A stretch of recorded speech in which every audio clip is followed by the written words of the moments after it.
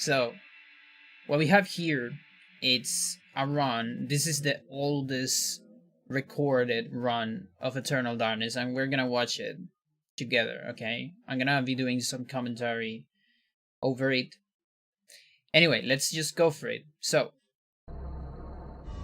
hopefully the volume is good. I think I tested out a couple times, and it should be alright. Keep in mind, the quality of this video is... it's like 240. It's a little bit different than that, but it's not exactly on 3.4 or 4.3 aspect ratio. It's something slightly different than that. So keep that in mind. The quality is not the best, but this is as much as I can get from here.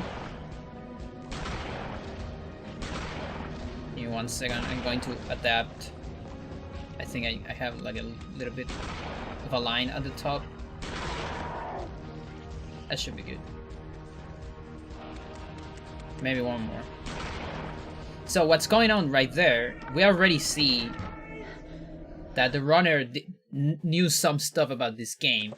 So first of all, you actually have bullets on the dream that you can put more bullets. Another thing that already happened there is that they're getting the key immediately. We don't do that anymore. We don't get the dresser key in the beginning because you actually lose a little bit of time. We put it somewhere else in another Alex segment. So yeah, just for you to know, 2005 quality exactly. How long is this video compared to current world record? So this video, it's gonna be about 2 hours and a half, probably a little bit more, just because of how the timing works. But that's more or less the length of this thing. Okay. So this run was done by Matt Andy, by the way. He was, I mean, because I actually don't know if they're, they were the first runner of Eternal Darkness. So this is the very first recorded run, at least. There might be another one before, but we actually don't know. This is the first one recorded on SDA, so SpeedDemosArchive, and it's from back 2005. Probably Dazzle Capture, yeah, for sure. Low Blood. And it's because it's SDA days, this is actually segmented. It's not a single segment run, so you're gonna see several loading screens and several saves. Oh, they knew about that. Look at that. So we have fast pickups. Yeah, that's pretty cool. So fast pickups is when you put, every time you pick up an object, not every object, but certain objects will do a camera pan. The game will do a camera pan towards the object. And during that camera pan, there's certain frames where you cannot press B to keep advancing the examine and pick up the object. But if you put yourself between, or any actor really, but putting yourself, it's easier, the character, between, in the path of the camera pan, so between the object and the current camera, then you will get an instant snap into the item, and we call that a fast pickup. So like that one, for example, and you can just match B from there and get the pickup pretty fast. Another thing we get, like Giger say, no door attacks, of course. Even when I started speedrunning, there was no door attacks. That was actually discovered by Sir. I don't remember exactly when. It was 2019. Somewhere early 2019.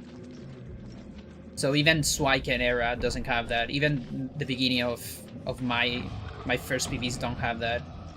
And another thing you can notice is I can bet you whatever you want that this run has been done on GameCube, not on Wii, because I've seen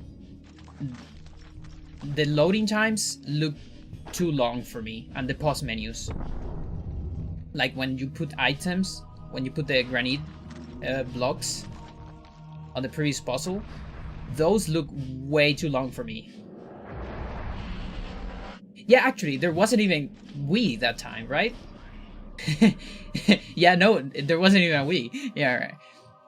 And here's something interesting. So this is Celta. was released next year. Okay, yeah. Thank you for that.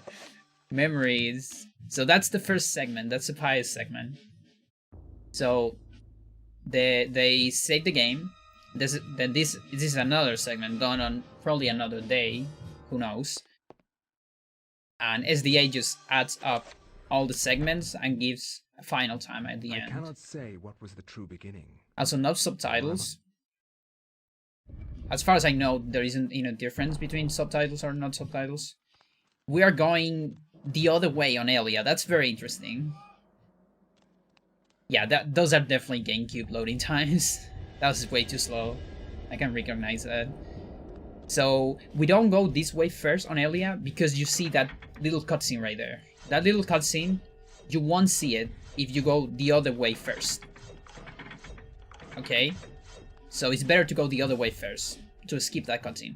And you also, when you go back from this part, if you do this part first, the zombies will look at you, and that's some extra sanity damage that you don't want. Whereas on the other time, the zombies will never do that. I'm not entirely sure what that was, that pause. Don't really know. Yeah, that's the only reason why we do the other part first. The other zombie first. There's no other reason.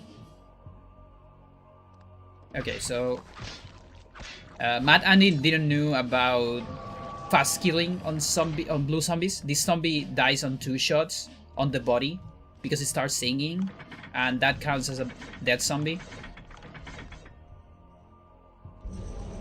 So that's the extra damage, just a little bit.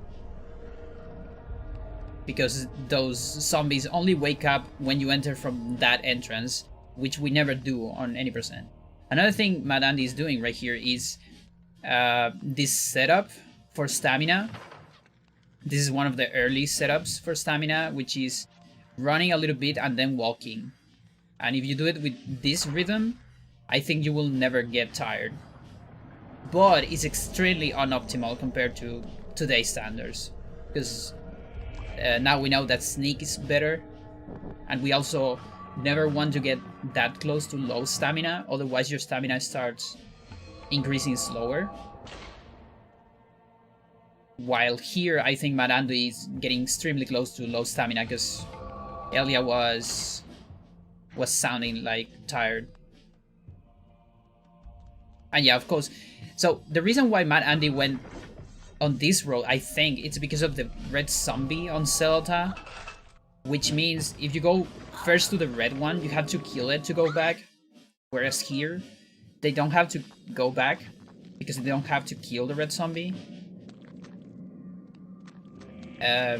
On today, I think you can still kill the red zombie faster than watching the cutscene, I think.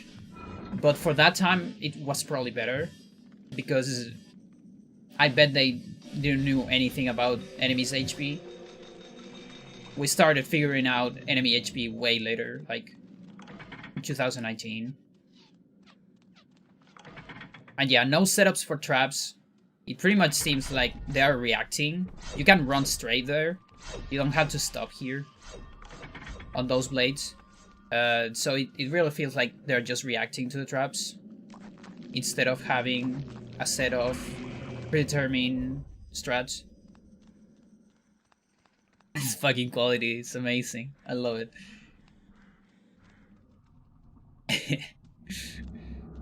Can barely see what's going on, but I bet you can see it.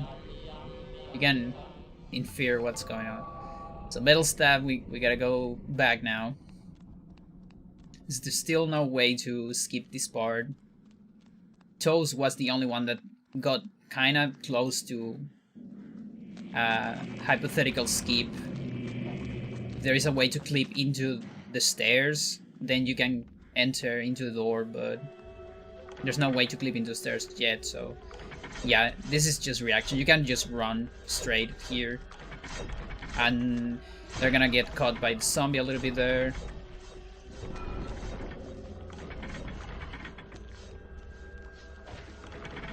And then, so the stamina, remember, you will lose a stamina every time you run.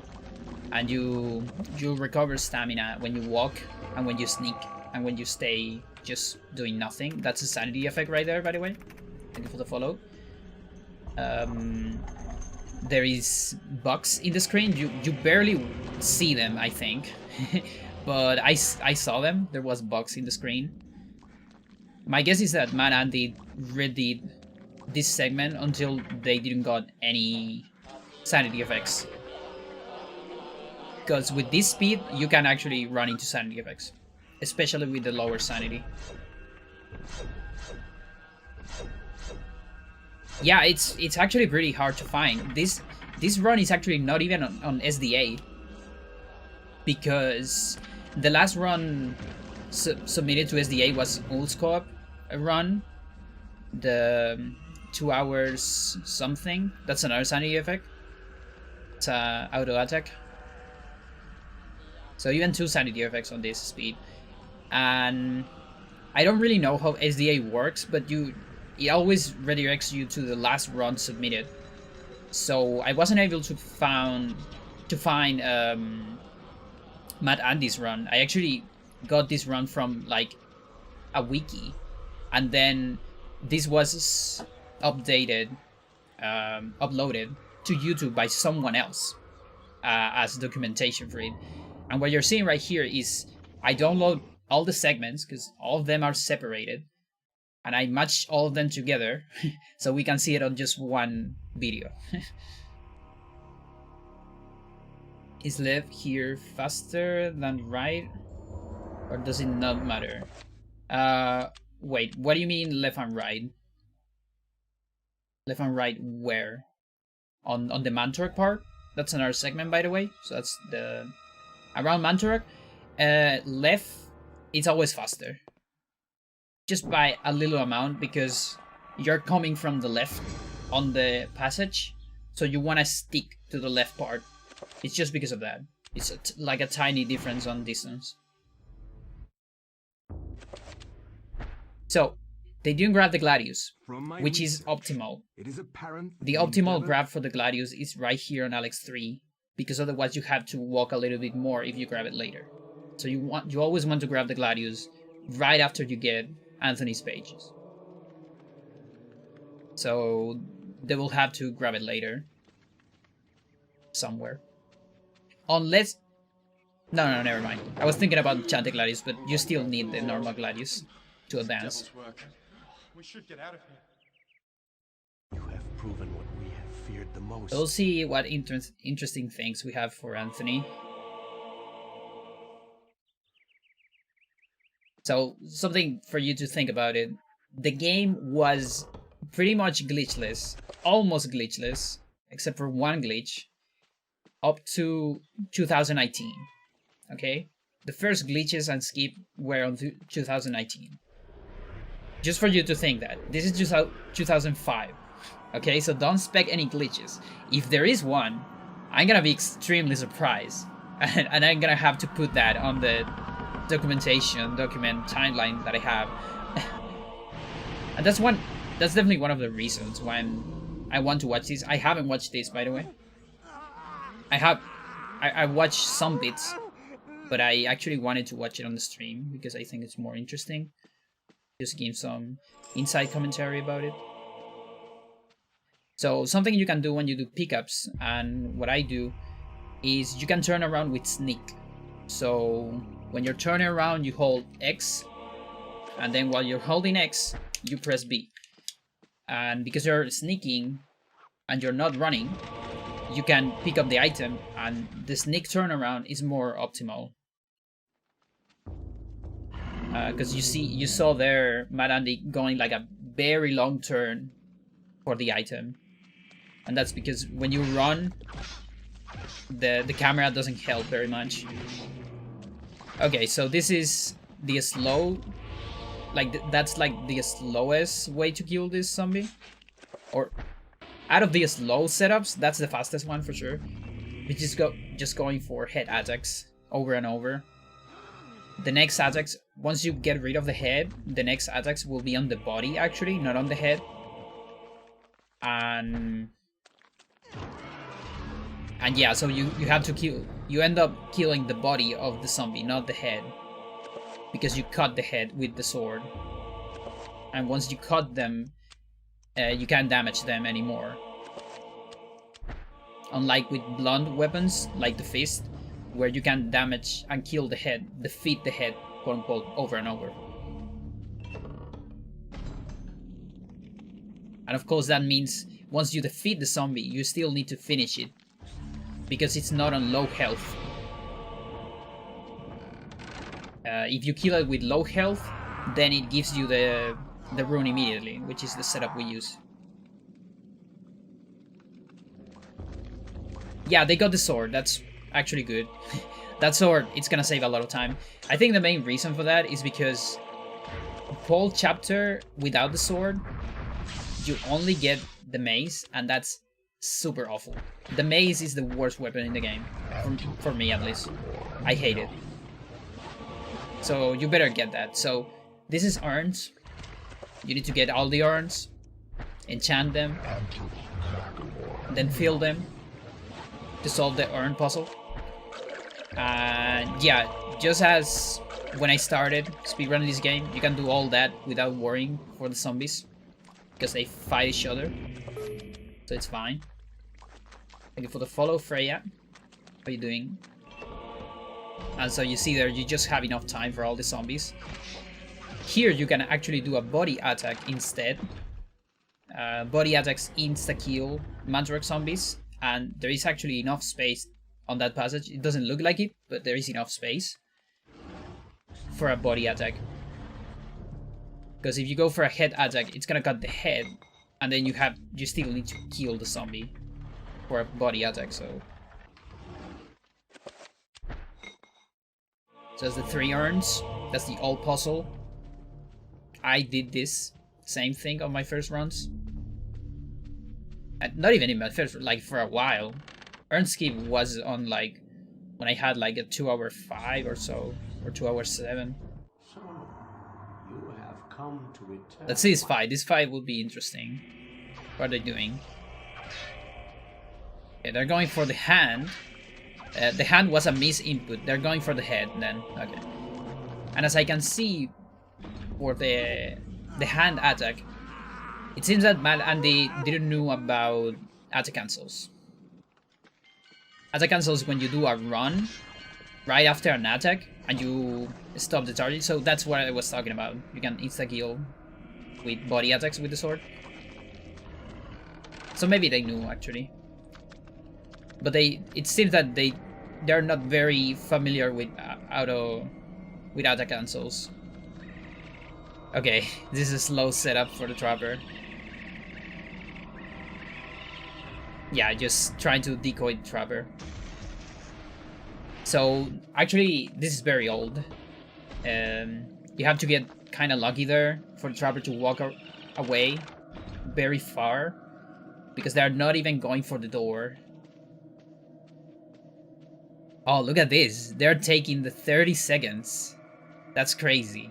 Okay, not all of it. So, on that inverted room, there's actually 2 beep prompts. There's one very close to the door that triggers a door close sound and doesn't do anything. And then if you advance a little bit, there's another trigger, another beep prompt, that if you press, you're gonna get rid immediately of the effect. So if you get the effect, you only have to walk a tiny bit to deactivate it immediately. Alright, horror fight. I'm gonna bet for 3 hits, because that was the standard when I got into the game. 3 hits on the head. Let's see. Oh, it's also set to horror, so it has to be that. Yeah. Yeah. So 3 hits on the head kills the horror.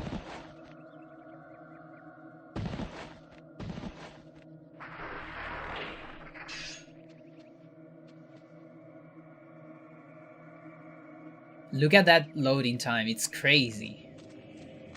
That's why you don't run on GameCube today, by the way. Loading times are so much longer. It's crazy.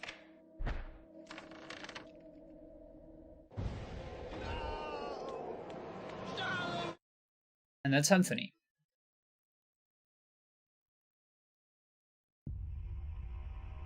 And I'm guessing this is gonna be an entire segment, so we're gonna see a save file. Yep, there you go. So 19 minutes so far on the segmented time, at least. How much would you say GameCube loads at over the entire run? At least a minute. Last time I measured, I think it was, no, actually it's more than a minute. I think it's, my last estimation was somewhere in the lines of 1 second per minute. So it depends on how long the run is. But then if the run is 1 hour, then you have a minute. So here, a 2-hour run, like 2 hours and a half, it's gonna be like 2.5 minutes, I'm guessing. It's an estimation, by the way, because it's bearable. Alright, just getting Kareem's page. Alex segment looked pretty normal. Modern psychology of Does running off SD USB for modded Wii save time with the disc? Would that be allowed? No, that's not allowed. It would save a lot of time because USB times, loading times are broken. So we don't allow internal emulators of Wii like Nintendo and such because they pretty much load as fast as Dolphin 1.5 stable, which is also a not allowed version of Dolphin because it's not fair compared to actual hardware. Okay, so that actually doesn't do anything doing damage to that zombie because green zombies always look at you even if you cut the head. And then I think Matt Andy cut the head, one arm, and maybe the other arm because they didn't have to finish it. Why isn't in-game time using this game? Because in-game time, first of all, we don't get in-game time at the end of the game, so it's hard to get. You only get in-game time when you save. We don't really want to save on a single segment run, ever. And the last save is before the last battle, so you wouldn't be able to calculate the other in-game time. And the other, there's, I guess, 2 more reasons. We don't know enough about in-game time, like when it's not going on. I think it's always going on, but I'm not sure. You can run immediately there, by the way. The trappers will start singing, and it's just faster. And the other reason is I've been trying a lot, but I never found the memory address of in-game time. So even if you could get, you know, your save file into an emulator, I won't be able to tell you your in-game time because I don't know where it is. Cutting the head of all the zombies. Cutting the head of the first zombie is actually a safe strat that is reasonably good. I don't do it, I just trigger an attack because it's faster. But it's not that bad. So cutting the heads from behind. That's a fast way to kill this horror. Attacks from behind on the horrors do double damage. So you can cut the heads from behind with the toolbar. And then chakrams, okay? For the trapper, I'm assuming? Yeah, okay. So they really fear the trapper. Hello, Big No-No. This is in the stone ages before light split. Yeah, of course. This isn't really happening. Yeah, and you can see they don't know about attack cancels. Attack cancels is a very important trick on this game. I think it's one of the the basic tricks that you should learn to make combat easier for you. Because combat, if you don't know about attack cancel, it can get kind of tricky. Okay, so here's something interesting. Matt Andy is doing overhead attacks. First of all, you don't need them. It seems that they realize in the middle of the fight you can kill them with body attacks. And more important than that, you can kill these zombies with tool ward. Just tool ward does 10 damage. Mantrok have 10 damage on their body. When you defeat the body, the zombie dies. So you can defeat it with tool ward. It's actually faster because tool ward is a faster weapon. One animation of the tool ward is shorter than an animation. So yeah, the other thing about overhead attacks, sometimes they only can cut the head. And they are slower too. So even while they are cooler, you don't really need them here.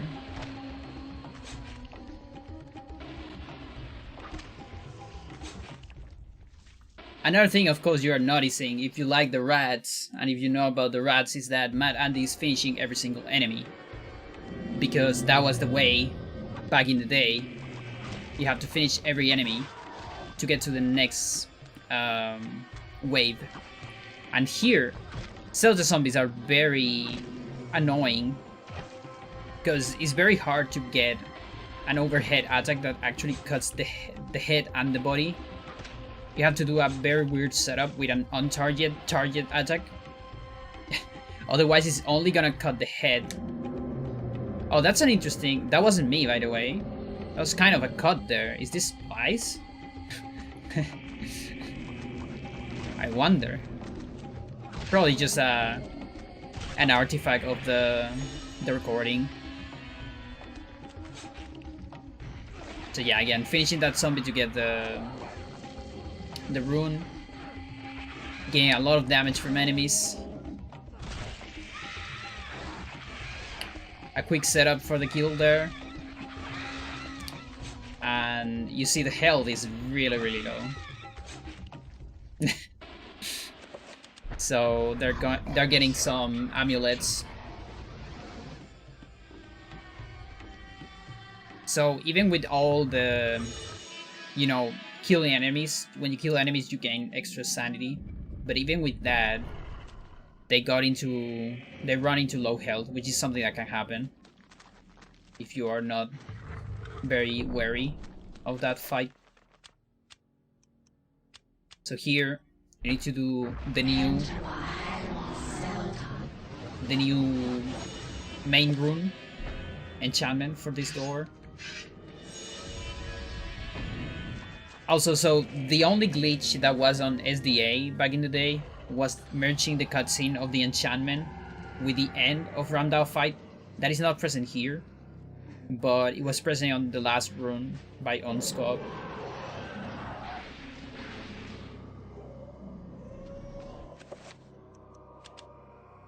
So you had to be kind of close. Manandi probably thought that was a sanity effect, and that's why it went back. But you actually had to be relatively close to the thing to use it. That's my guess. And there is another spot where you can turn around faster with using sneak instead of running. Or even walking, it's like better.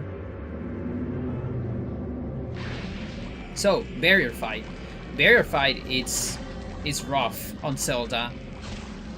You can kill all these zombies on one hit, by the way, if you do a neutral on-target attack. Neutral on-target attacks from the Ramdao do damage to all enemies. And it deals enough damage to kill all of them when it's enchanted. So all of them will die on just one hit. Just for you to know. And then finishing, another important thing, finishing enemies with the Ramdao is extremely slow. Okay? Like, really slow. Finishing with the Toolwar is faster. And then finishing with Chakrams is even faster. Like, way faster. They're also getting caught by zombies because they're finishing the zombies from an awkward angle. And yeah, since overhead attack don't get rid of the body of Zelda zombies, they can wake up again because they're actually not killed they're on finishing state, but they're not on dead state. So for example, if you watch a cutscene here, the Zelda zombie that is on the floor won't disappear because he's not actually killed yet, even while you can finish it up. That's just something kind of weird about Zelda zombies. And here, they're probably gonna need another recovery, maybe? At least for the horror. Yeah, there you go. That's like very low health. And here, the only thing that matters for this barrier to go away is killing the horror.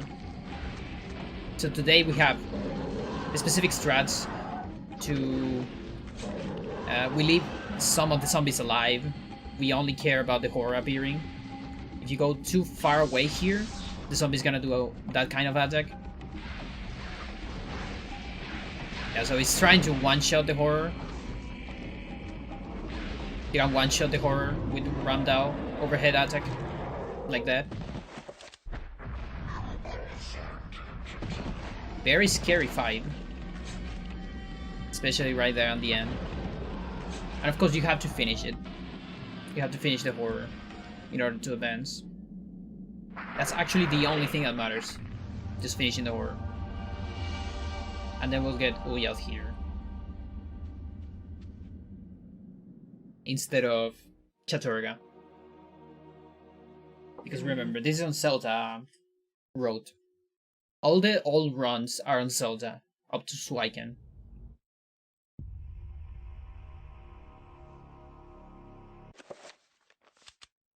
I guess the two people that pioneered Oyath Road were Sir and Wirtalon. Sir with the all TISs of the first chapters. So Mada Andy's getting the Gladius here. You see you have to run a little bit extra. And it's enchanting it immediately. And then Wirtalon was the first one actually running on Oyath, as far as I know.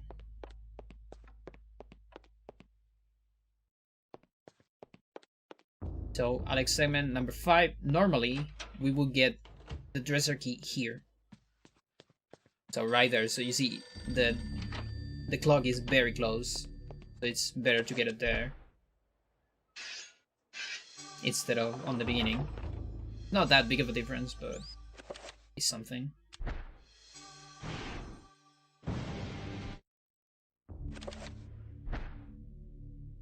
I will not argue that I was shocked by the sudden mention. There was someone else who ran on Uyoth. I can't remember his name right now. Oh, okay, nice. Good to know. So, Marandi didn't grab the bullets. Today we grabbed the bullets because we use the flintlock pistols a lot. So I'm assuming they're probably gonna be using the saber. Also getting this thing beforehand. You have to run a little bit extra if you do that. At least with the current strat. With the strats here, it probably doesn't matter too much. Also, the raving puzzle is faster on this road. Because you don't have to go all the way to Salta. And yeah, no flintlocks. That's interesting.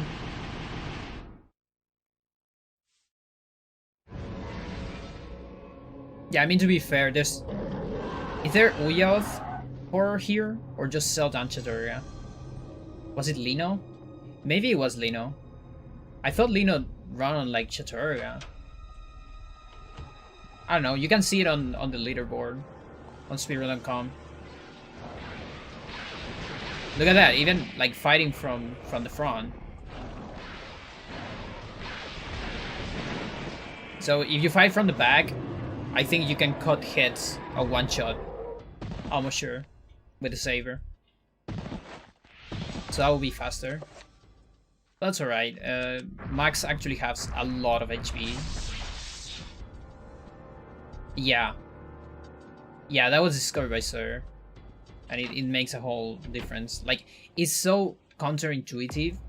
You will never think that arms would have different HP. It just doesn't make sense.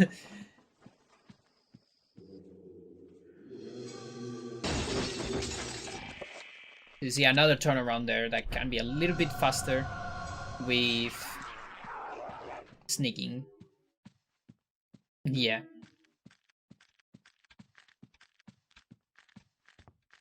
And then here we get to the sepia effect. They're going this way. This is just preference, which way you want to go. Because the horror is always going to be on the opposite way. On the opposite part of the room. So really it's up to you. And here, also from the front. Kind of weird, because on Kareem, they actually went for attacks from the back. But maybe they didn't know about the double damage. And they just did it on Kareem because it looked faster, you know? As a setup to don't get hit. That's my guess. So reveal invisible. It's already done. They're gonna cast it there. But Andy replaced the assignment for enchant. So we probably won't see it very much in the next part. I'm gonna assume that enchant, like assignment optimization, wasn't really a thing on these days. Here we're gonna see a sanity effect when Mad Andy enters this. This is the jail effect. We skip this today. You have to get your sanity over 80? 80% or 80? I don't remember. But it's a certain threshold. And that's why on this chapter I do an extra sanity recovery. Because it takes less time than...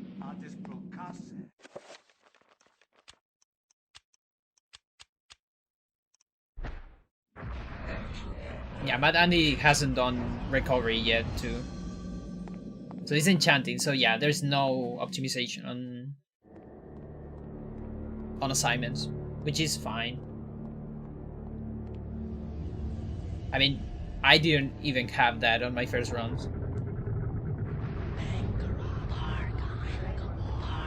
Yep, it seems, because no flintlock. So, I think that's also kind of... Thank you for the follow, Johan. Not maybe counterintuitive, but I would say most of the people don't like flintlock pistols just because they don't have many bullets, so it looks like you're not doing a lot of damage because it takes too much to, you know, reload them and all that. But flintlocks do a whole lot of damage. That's the thing. It's just that unless you test it out, you don't have any way to know. So they're just going for saber. So 2 hits so far. I mean 4. Let's see how many. 5. So it's either 6 or 5 hits. So it's either the same or 1 more with flintlocks. Although with flintlocks with the current enchantment it's just only 4. And you have the distance. And also you have to wait for the teleport anyway, so you can reload there.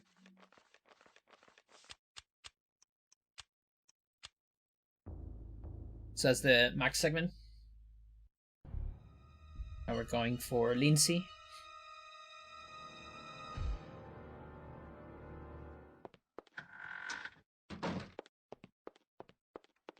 So no Edward skip, of course. What are we having here?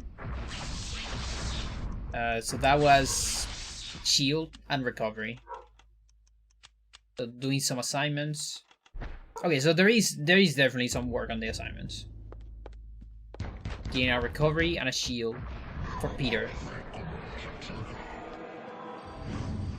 Now a reveal for the puzzle. So we're gonna see a lot of shields on Lindsay. That was something very particular of Lindsay, of the old Lindsay days. Using a lot of shields for traps. And also prevents damage from enemies when you go low sanity.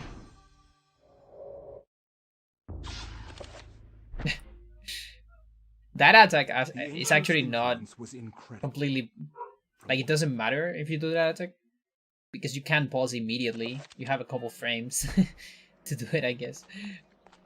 Okay, killing the Reaper with the sword. Very interesting. So, Kukri, how much damage does Kukri do? It's like 8th, I think. Yeah, I think it's like 8th damage, which is very low. Shotgun point blank does 40. So it's like a whole difference. Whole different beast. Yeah, so it's 8. 8 against 40 that you can do from the back. At least they knew that they could attack from the back. You do double damage. I mean, not double damage. You do normal damage to Reapers from the back. And from the front, you do half damage. When they open the wings. And of course, from the back, you can always damage them. Even if they have the wings close. So, killing the Trapper. Getting the metal bracelet.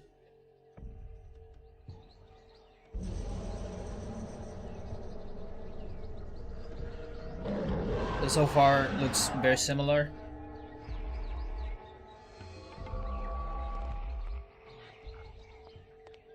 Let's see how the traps look here. Yeah, that's pretty alright.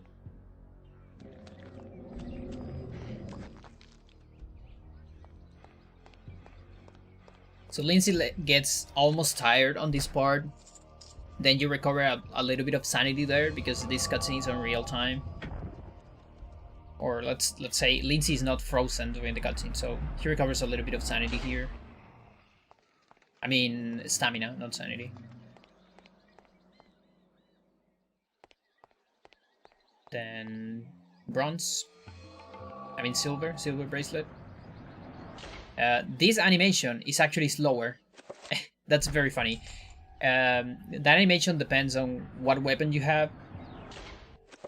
Everything has the same animation except the handgun, if I remember correctly. And the animation of the handgun is actually slower. All the others take about the same time.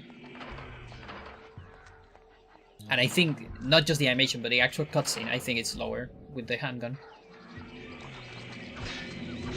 Okay, Matt Andy didn't know that you can burn these zombies for an insta-kill. You can burn man-turret zombies and Celta zombies. And you can already see the usage of the shields to help on fights. And of course, they're gonna help a lot on the traps as well. So this spell here is gonna be a Chaturga dispel. Something very cool about Zelda Road is that most of your spells will be Chaturga.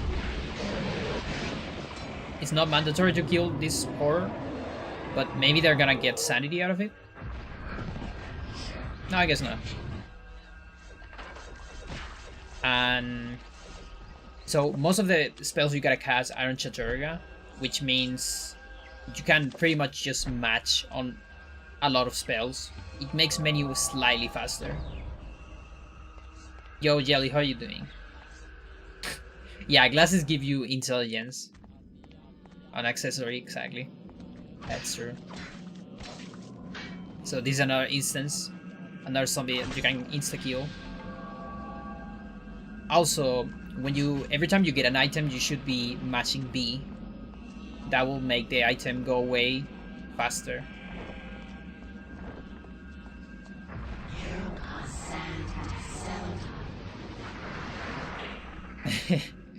I mean,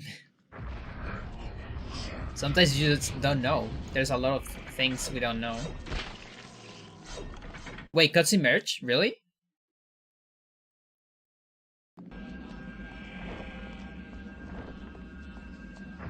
Holy shit! Yo, thanks for that, Giver. You nailed it. That is I need to write that down. That's spelling cutscene actually. Okay, this is not glitchless. Attack barrier. So Mad Andy was just a couple steps. So spelling cutscene is how this is called. When you do a spell right before getting into a cutscene, and some cutscenes allow you to do spells, other cutscenes cancel them. Sanity effect right here. I discovered that thing actually independently of Mad Andy when I discovered spelling the button, which I think was my first discovery on this game.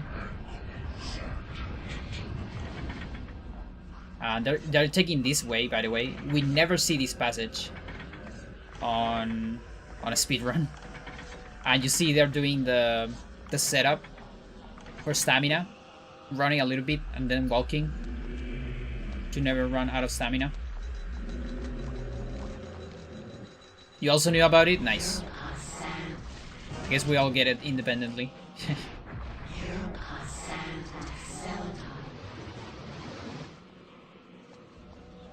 But yeah, that's pretty cool. Like, it's really cool that this is not actually glitchless. And yeah, from there you're just a couple, like a couple steps away from other spelling cutscenes, like the button and those.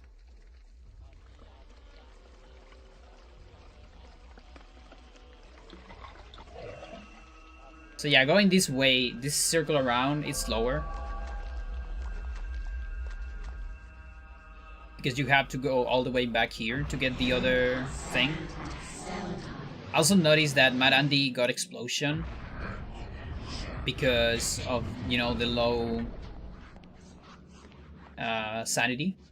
And I actually no, okay, so hang on. I know why Mad Andy did this. So with Mad Andy knowledge, this is faster. Because if you go this way, you will skip walking in ceiling sanity effect. Which by the time, I bet they didn't know how to skip. Or maybe they knew, like, getting more sanity will help you, but they feel like that would be too slow.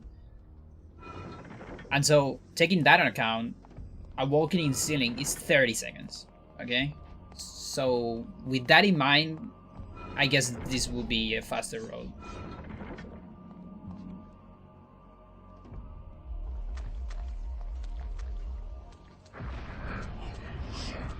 Or shields.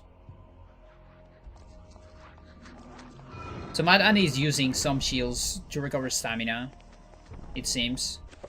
It seems that they're reacting to just the sound of Lindsay to start doing the setup for stamina.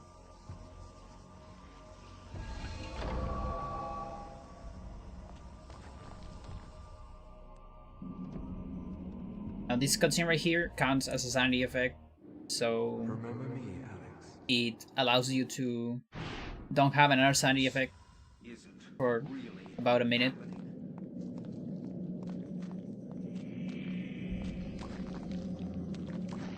And yeah, they're keeping everything high, you know, like health, sanity, and shields. Just being very safe on Lindsay. This is how Lindsay used to be.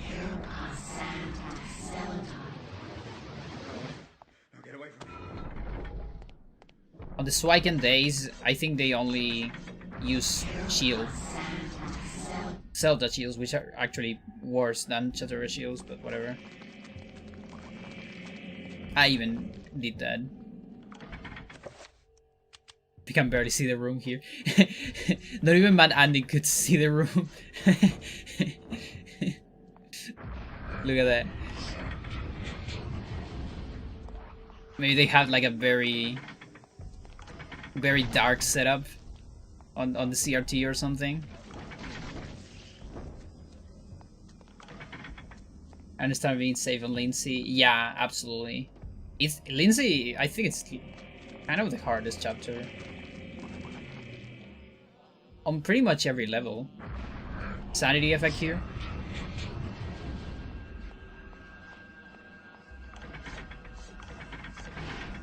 There you go.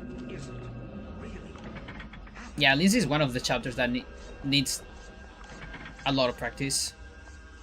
Especially on early, like when you're getting to speedrun, because of the traps and all that, those things. Once you figure out the traps, it gets easier, much easier. Okay, Mad Andy forgot tier. Either that or they want to recover. Yeah, okay, so I guess they want to recover.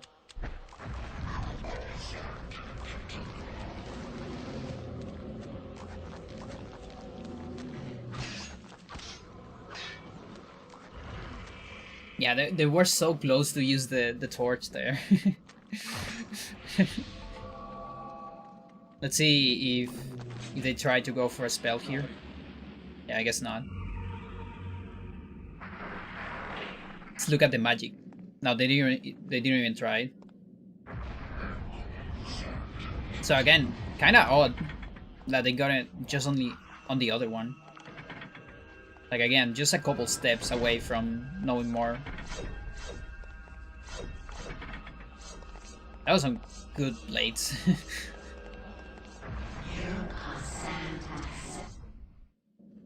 And I believe we have double steps. Sanity effect. Yeah. Sounds like it. And yeah, so far this is fine. Only one sanity effect. Ammo on the floor. I think it's like 12 seconds lost. And then going this way. I don't really know if one of the sides is faster than Lindsay. I think it doesn't matter. I'm more comfortable with the other side, but not really sure if it matters.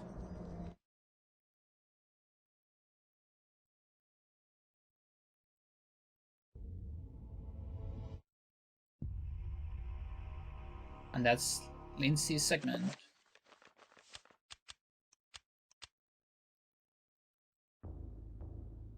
That's 51 minutes so far. 51 minutes 16 on the quote-unquote in-game time.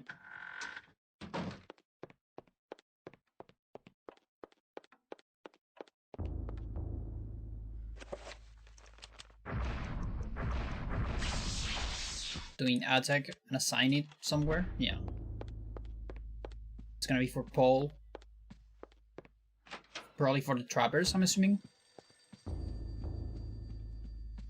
And then going up for this spell here. Which it's gonna be right after this cutscene. The safest bet is to do it after this cutscene. With all strat. Like right there actually. If you want to save time, you should do it right there. But maybe they didn't know that you can do it anywhere. That's my guess. I like to do it back in the day, like right after the max cutscene, just in case if you're too fast or you mess something up before the max cutscene, and you get to the cutscene and the spell is not finished yet, during the time of the Inquisition, because there's no free cast back in the day, the cutscene will cancel the spell and it won't finish. So it has to be finished before, if I remember correctly.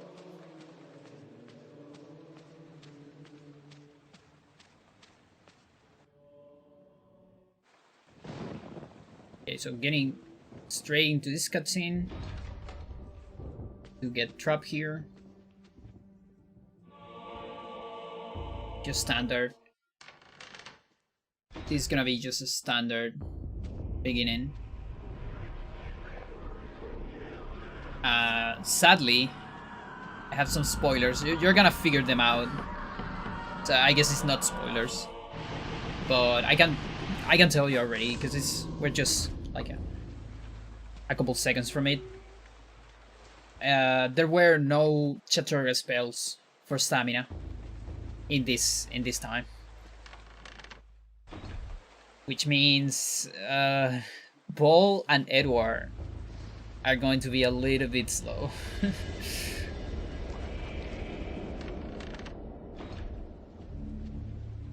So you see already Matt Andy is going for walking setups for stamina. That was implemented on the next segmented run after this, on Spiral Out run, and of course then on Old Scope.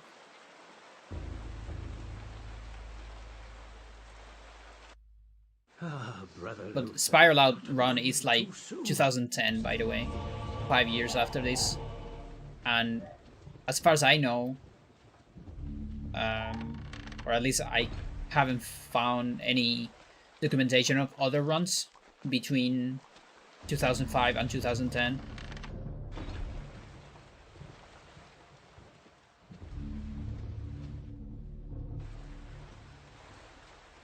And then 2011 is the last SDA run.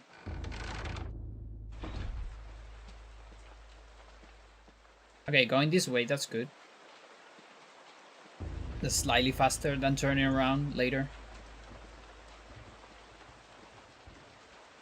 And yeah, we're gonna see a lot of these running into walking to maintain relatively constant stamina. No crossbow, yeah, makes sense. That means we'll see magical attacks for trappers. Because yeah, the crossbow is very slow. We didn't grab it back in the day. We just started grabbing it for the Anthony and horror setups.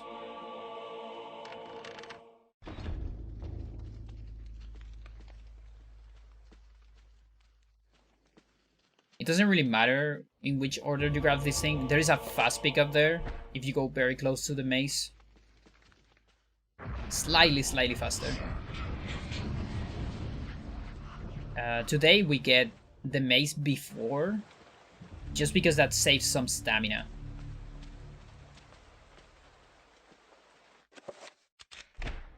But both, like, the order shouldn't matter in terms of time. It's just about the stamina, because you run into more doors once your pull is finished. And running into doors is always saving some stamina.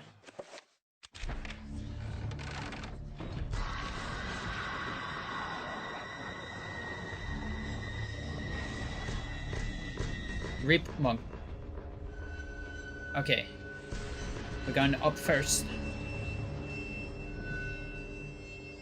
For a piece of evidence and for the music sheet.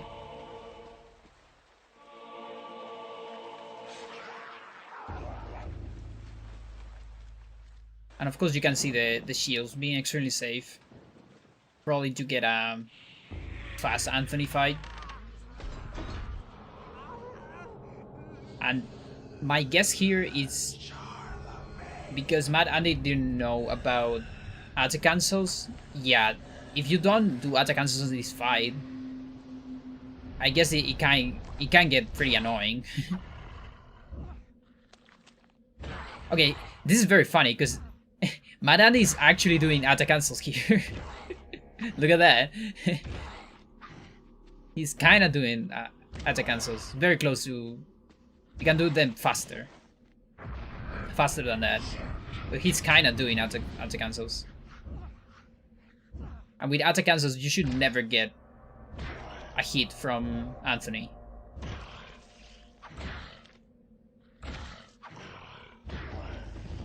But yeah, after that, no attack cancels. It was kind of an accidental attack cancel because they wanted to evade the attacks.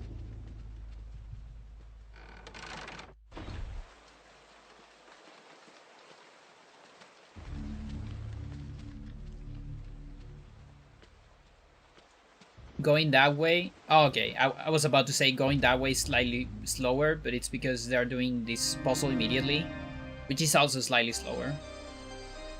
Just walk a little bit extra. This is routed better if you're doing the organ puzzle later.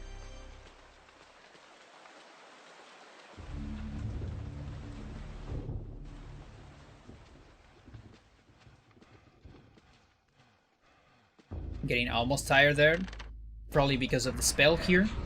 So they're using this spell to gain some stamina, which is a small optimization, very useful for back in the day.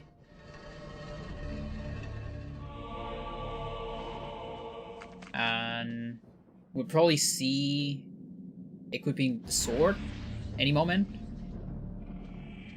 Please. No sword. I'm assuming they forgot it. There's no way they prefer the mace. Yeah, no enchant is fine. Especially since it's a horror. On Zelda you get a Uyat horror, which is fine. I guess they save a pause by doing that. And yeah, but that's just suboptimal. Oh, look at that, an attack here. That's interesting. So I guess an attack plus something in... Okay, that's probably just to get all the zombies in the floor.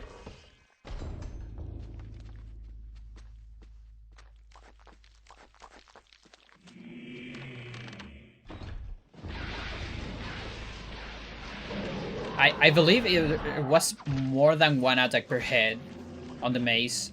I think they have more than 8 HP. The Uyat horrors, I think it must be like 10 at least. And that's why it's suboptimal. Because with the sword you should get the heads on one shot, I think. So these zombies, if you're fast enough, there won't be up when you go back here. But if you take too much time, they're gonna be up.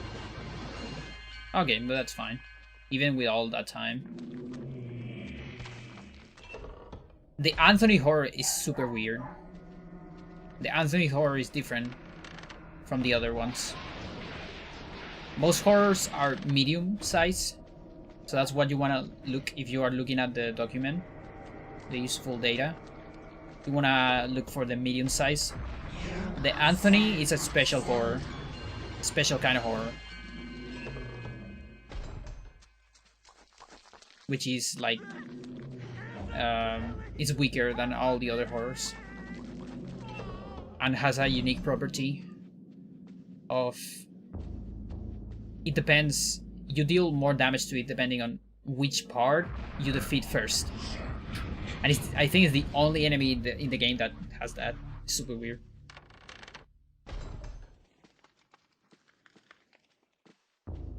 Oh, it has 15. Oh, okay, so it's the same for both. Okay. Unless you attack from behind. And then it's the same for also for both. But attacking from behind with the mace is super awkward.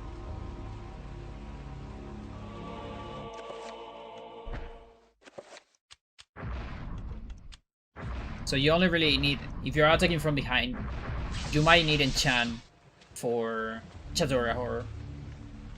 Because they have 20, I think. I don't remember.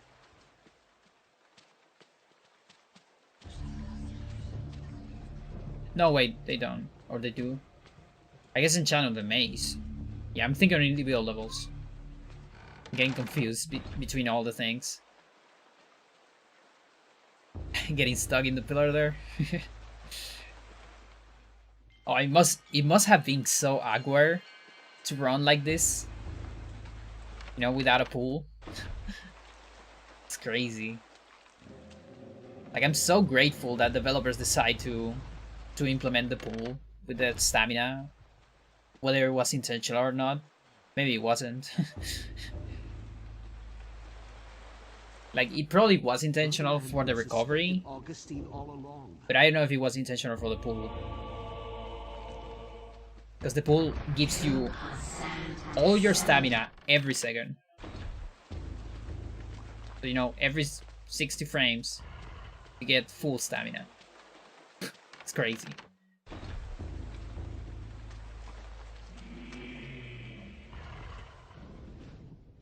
So they got ceiling blood pool drip. It's a exceptionally good sanity effect. It's kind of like bleeding walls. Lasts forever, and it prevents other sanity effects. That kind of tells me they went for probably several tries on this one to get a good sanity effect.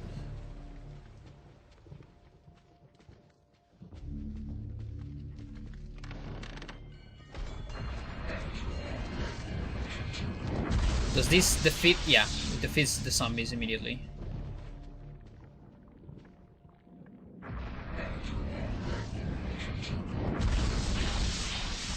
So in these two rooms, you can run straight and just ignore the enemies.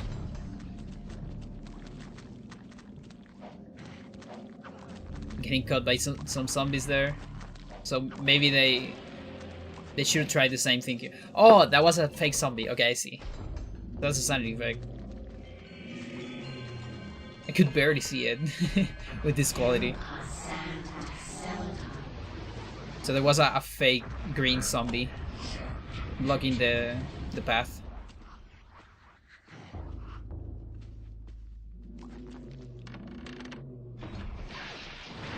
Now here we'll see using the dagger. These shields actually help a lot here, because you won't get damage from the horror. Although you're not supposed to get damage, but you know, if you get it. Here also you definitely want to cast this thing as soon as you enter the room, because it takes a lot to trigger.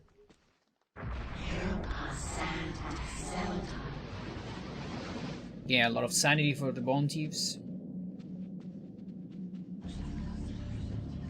And then here, let's see if they... Okay, they read the thing. It's not necessary to read the thing. You can press B and then just move your control stick very fast. And getting rid of that camera is enough to trigger this cutscene.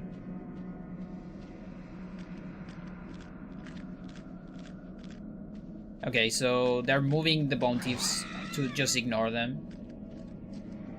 A fight with shields is way faster. Just you'll kill these bone thieves 2 attacks on the body, and you only need to kill 1 technically to go past them. Although if they're annoying, maybe you need to kill both, but still faster to just kill them.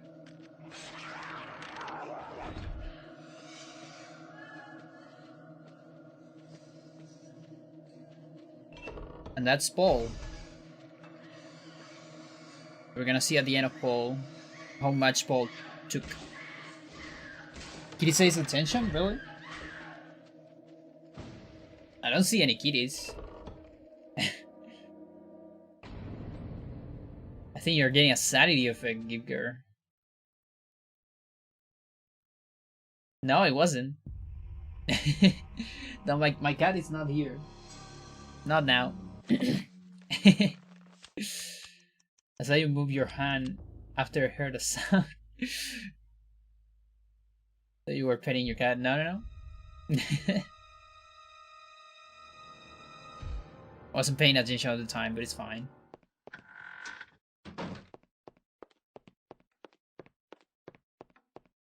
And it's not your cat? Sanity effect. Okay, making 5 spells here. So that's shield, make it all together. That's always good. You always want to do all of them together, because you're gonna save a little bit of time on menu. Just RTA, really. So that was reveal, shield, and I guess dispo, probably. Oh yeah, no, actually dispo was done for before. I think they missed zombie. Maybe a kid outside. Yeah, it could have been that. There's actually kids outside. But it should be filtered by my mic, but maybe one just yelled really, really loud. Let me all work out over a false alert. Yeah, Much has been my written door is about the open, exploits so of she can conquerors. actually show up, but she hasn't. I'm surprised that she hasn't shown up. Okay, torch. Interesting.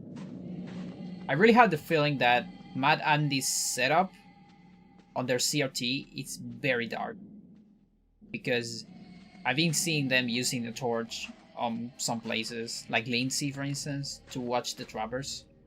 The traps, I'm sorry.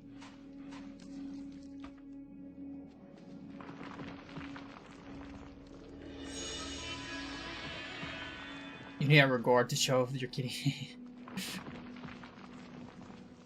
Yeah, if you sub, I'll show the kitty. No, I don't even know where she is. Any of them. Because it's kind of still day, let's see. It's not dark. No, it got dark. But they're gonna enter the house at any moment. I remember my Sony CRT Trinitron was dark with this game, especially with composite cables. I see. Yeah, I have this TV, this CRT. Is that the same one? It's a Sony. And that one, it's amazing. I can see very well in general on this game.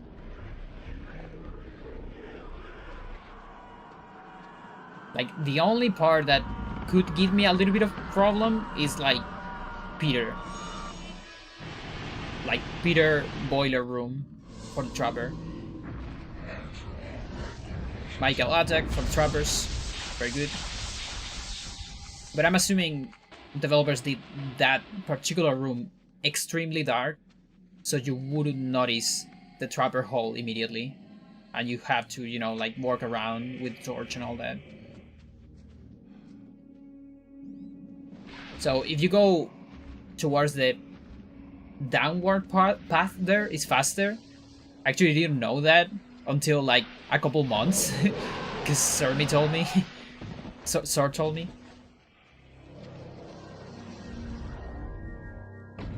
Mine was for 97. S-Video and component, yeah. 32-inch, not widescreen. Oh, okay, I see. Yeah, this one is widescreen. Or rather, no. No, it's not widescreen. It's flat screen, rather. You have really good speakers, I see. Okay, so here's the zombie. You summon a zombie, you walk it into a smatcher. There's a faster setup for that. You can actually release the zombie early, and the zombie will keep walking towards it. So what you can do is you can make the zombie walk towards it, release it, and then cast another spell, which could be the reveal that you need later. Okay, what are we having here? An attack, okay, interesting. So Marandi didn't have enough magic for the attack. You can decoy that trapper, but I guess it's safer to just go for an attack. Also, since there is not really any kind of road for stamina and magic, they just went here first.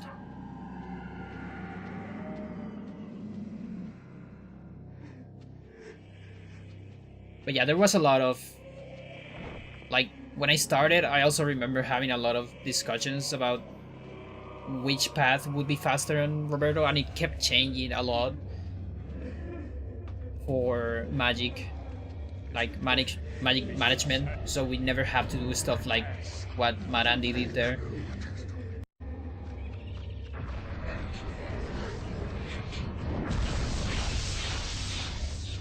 Yeah, it's normal.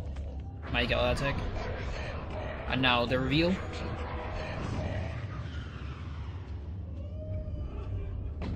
Because there's an invisible floor there. If Roberto was brave enough, you could just step into it. Like, it's invisible, but still there, right? But no, you have to know it's there. It's actually an invisible wall. Okay, so those two attacks are very bad. Electricity from red horrors. That kind of electricity, not the one that they do with their feet. Just the one that is around the horror. Deals you, I think, 3,000 stamina damage, apart from the health damage. 3,000 is about a third of your full stamina. You have 10,000, and then if you go to, if your stamina is low as a third of your stamina, you start going very slow. Getting wombo combo there a little bit. So getting insanity damage, especially with Roberto, is really bad. Especially if you don't use recoveries. And then if you get the full attack, you know, the electricity from when the horror does a magical attack, that drains your full stamina to 0. That is really bad. You never want that.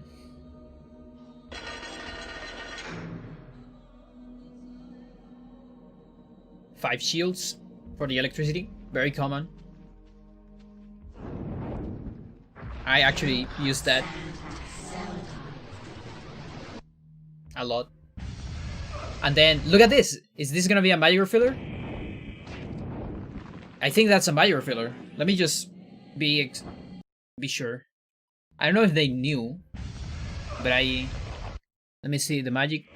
Yeah, that's a magic refiller. Interesting. It could be an accident. I guess there's no way to know.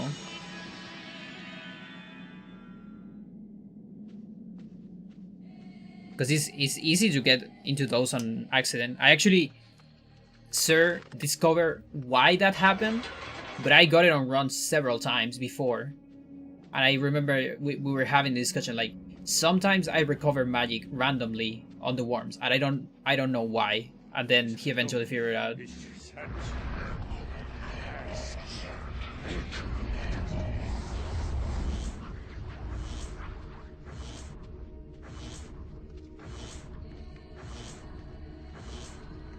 What are you drinking? I'm drinking just water. Yeah, I kind of have it in a... This is more of a coffee bottle, but it's just water.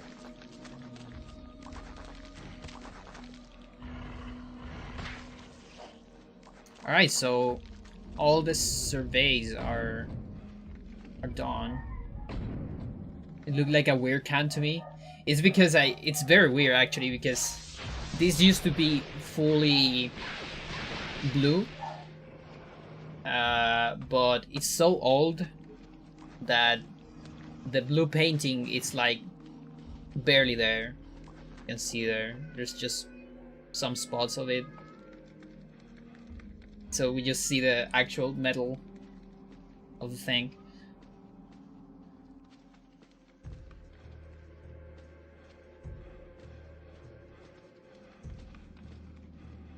Oh my god, it must be so painful to do this setup, this walking setup.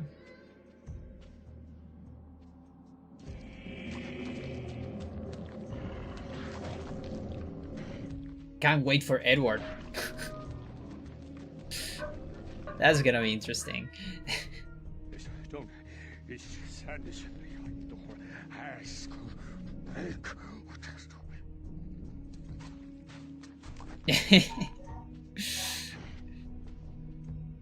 So yeah, we see Matt Andy getting caught by several zombies. That's something that can happen if you don't completely know all the positions of the zombies, and especially with this movement, you can run into a lot of zombies, I guess. Oh my god, I have... Okay, so now there is neighbors yelling outside. Hopefully they are filter. I'm gonna up my filter a little bit. You can see my mouse, I'm sorry for that, but...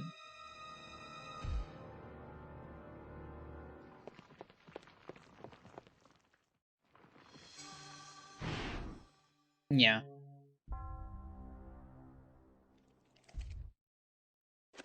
So, Peter, what are we doing here? Summon Trapper, I see. The war to end all wars redefined how mankind... Okay, how does Peter look like? Peter is a rough chapter if you don't know about sanity pools. So we might see a bunch of recoveries here. Like a bunch of sanity recoveries, I'm assuming.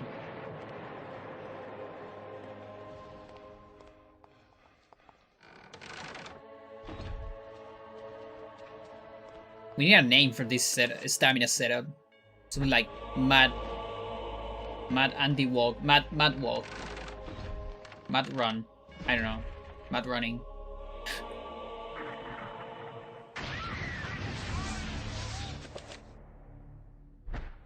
Okay, equipping the revolver, interesting.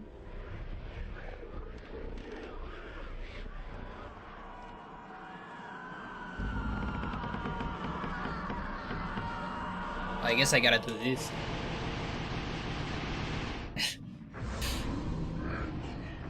Okay, what is that? That is a shield? Yeah. Okay, so 5 shields. Alright, so they're gonna prevent a lot of damage from that, at least.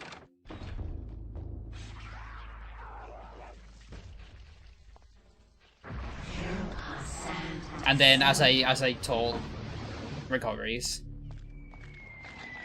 So most of the sanity, they are avoiding most of the sanity effects with recoveries, although it doesn't work that well with that, because on a speedrun you just lose a lot of sanity, and just below 50% you're already seeing effects.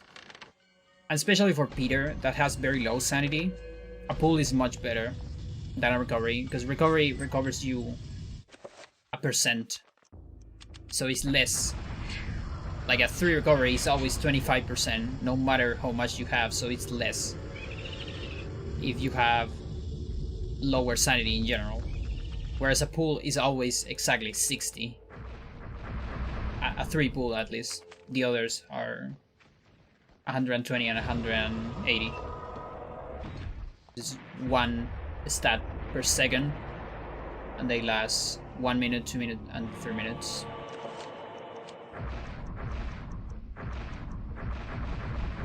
Okay, so attack and reveal. The rest will be done later, it seems. That means we're gonna see 7 attacks on the Black Guardian, most likely. We have a fake horror. Pretty good. They probably grind it a little bit to get a good sanity effect on this part.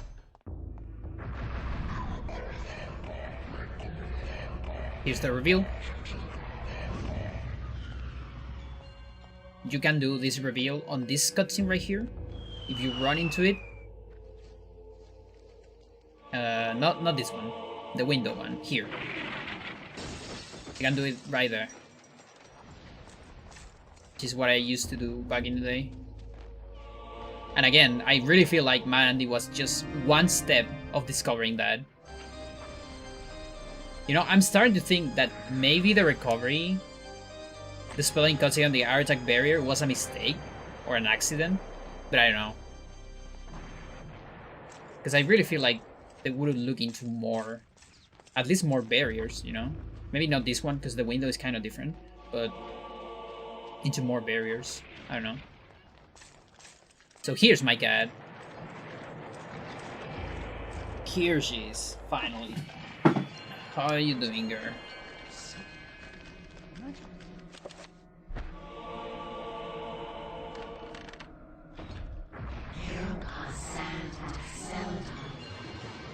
More recoveries.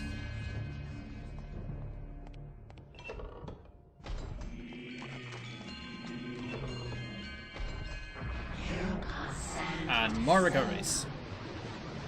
So yeah, without sanity recoveries and without knowing about the pools, you will get a lot of damage. And of course this will happen too. So that's the thing, no matter how many recoveries you do on Peter, you're gonna get sanity effects. Interesting cut on the audio. Attack for those, yeah, that's fine. That might take about the same time of shooting. It's probably a tiny bit slower, but it's definitely slower in general because you don't have it assigned at this point. With optimal assignments, you shouldn't have attack here, I think.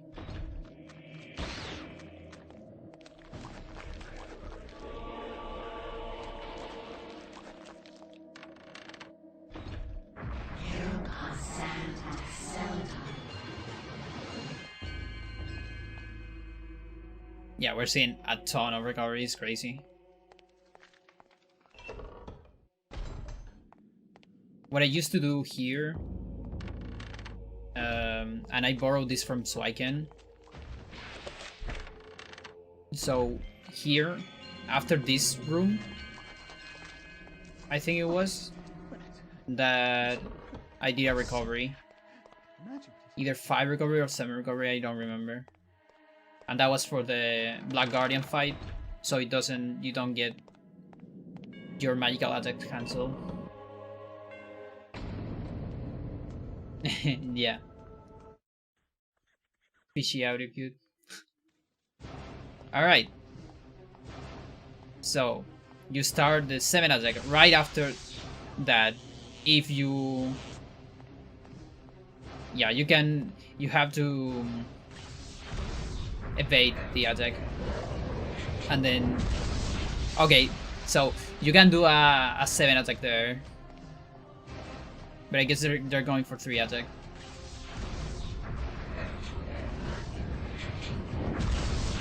So with 3 attack you need to hit it 3 times.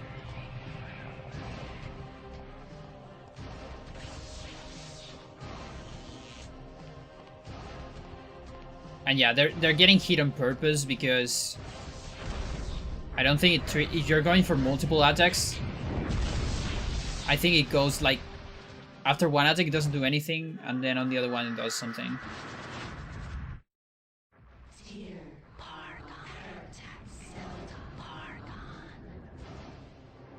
Yeah, but still kind of, you're not supposed to splice in the middle of a segment.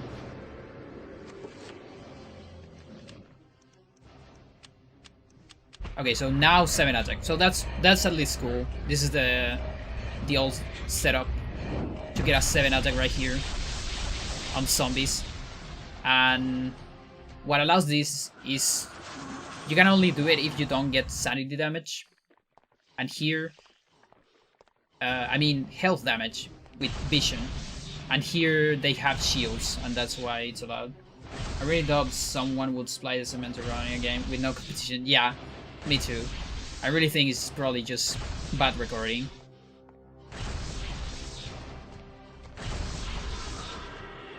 Like, this was probably recorded on like a VHS, maybe. And then digitalize. So here too, you can also do a 7 attack, but they don't have enough magic. And that's probably what they want. They went for 3 attack instead. That's my guess. But yeah, it's just like really slow.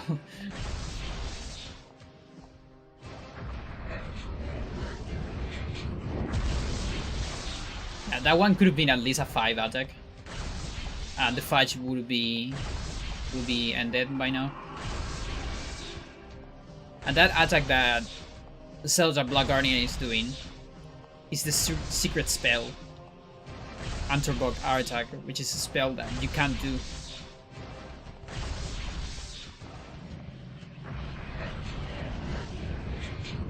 And there is.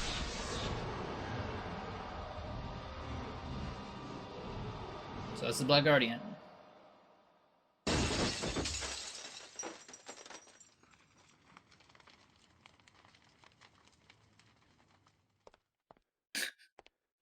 She's cleaning herself with a lot of energy.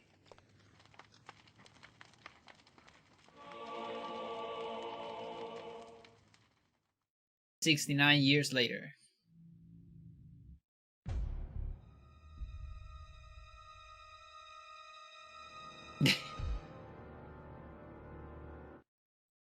Yeah, you know how sometimes the cats, you know, like they...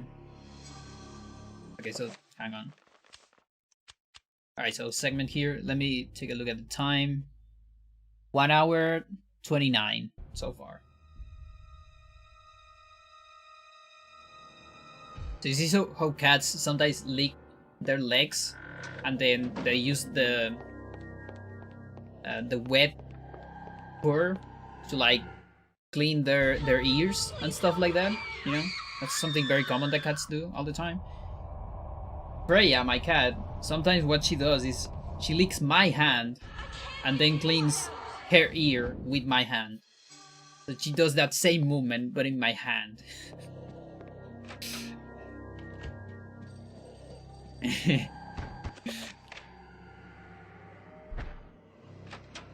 It's so funny.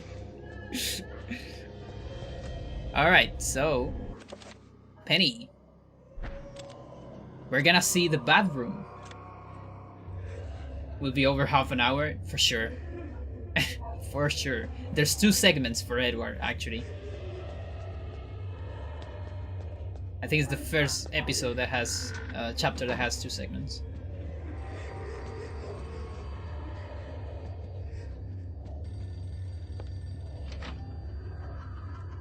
So we're gonna take a look at this bathroom. It's been a long time since I've seen it. There you go. No side effects on Alex. Pretty good.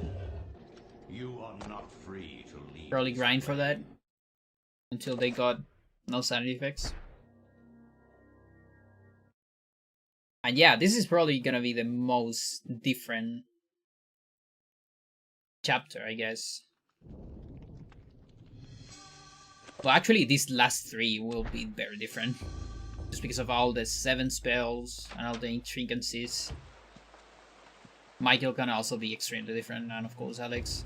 So first of all, savor immediately. That's a time loss. Because you can do this way later while you're waiting for the vampire. But that's fine.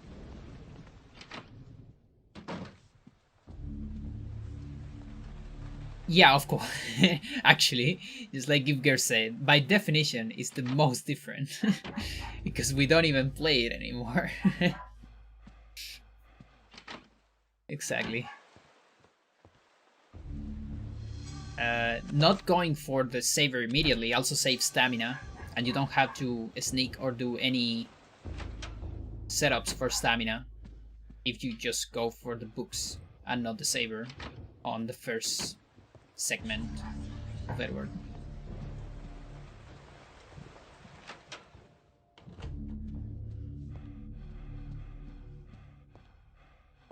I believe after this cutscene you get full stamina.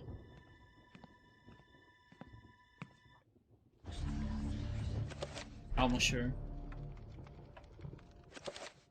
There's a handful of cutscenes that give you full stamina after them.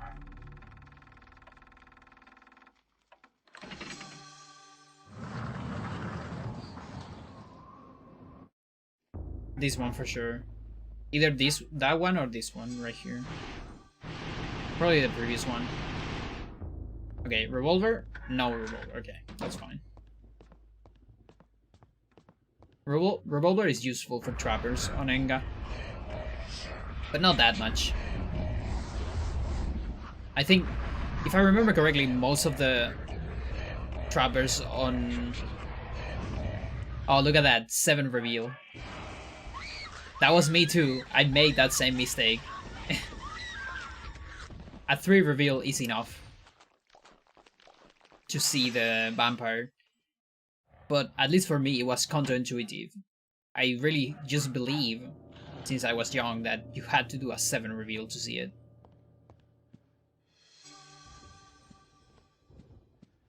And I believe my first runs have that, probably. Yeah, no attack cancels, of course. But it's fine, because shields. And then you have to watch this cutscene. Which, by the way, can be skipped if you watch another cutscene. But it's alright. And you see, there, that is the very extended, weird Zelda model on the pillar. And then here you have to wait. This is why it's usually better to go for the saber later. But of course, if you don't know another method to kill the vampire, then you will want the saber before.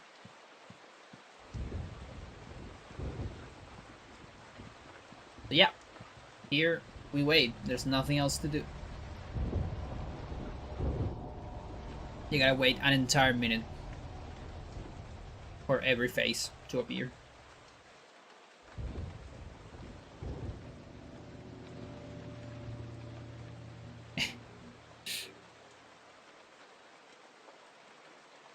So on my last part, no pulls, yeah. Yeah, I mean, again, you just don't know.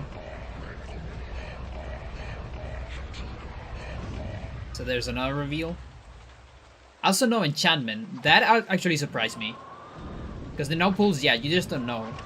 But no enchantment, you have a lot of free time.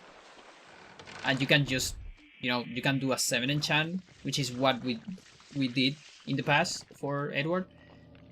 You do a 7 enchant, and that deals double damage. Yeah, of course, but you don't know, again. Like, did you know about that before speedrunning? I didn't know. I learned that watching Suiken's run.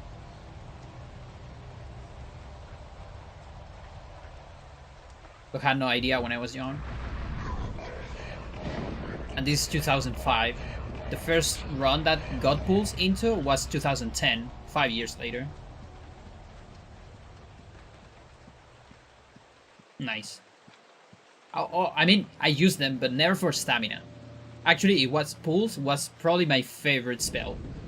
Like, Mantork pull was by far my favorite spell. But I didn't know that they recover stamina. That's the thing.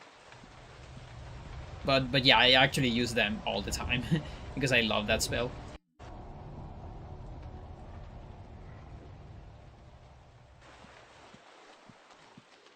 So he was running. they were running all this time, so they don't have a lot of stamina here. Interesting.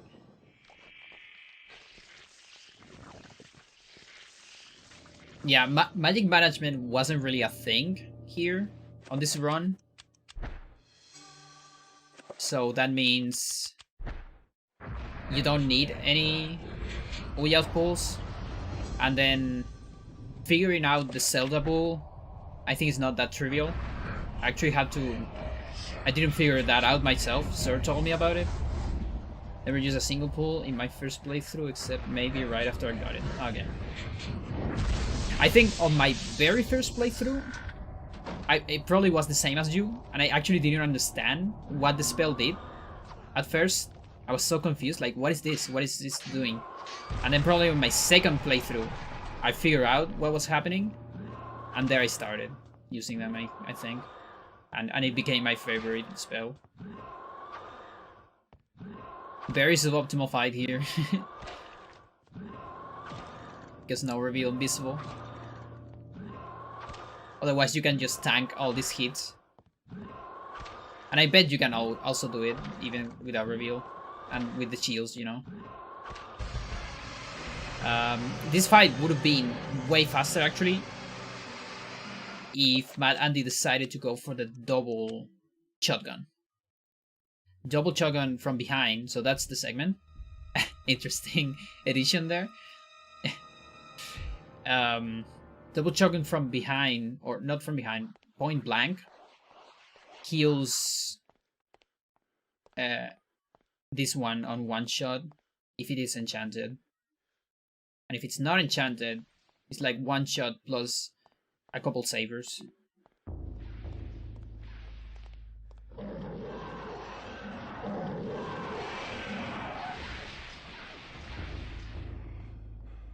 Yeah. I remember I was that kind of person. Like, every time I got as one rune, I tried every single combination. I was very obsessive about that. So I got everything early. But of course I didn't understand what were the uses for them. But it was very interesting. It was very cool for me to discover those things early. But yeah, I think a lot of people just don't do that.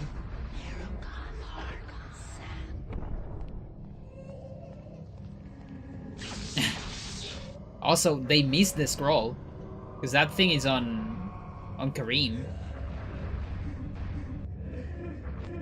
All right, number 1 first. I'm going to assume this actually they're just going for whatever. I don't think there's a road here, but I don't know. Because the only thing that you can technically road on Edward is stamina. And that's it. That's the only thing you wrote for Enga. And since they're not using pools, any order should be about the same. It's also faster to do number 2 first, because you run less here if you do you solve the puzzle from the other one first. Oh my god, you're right.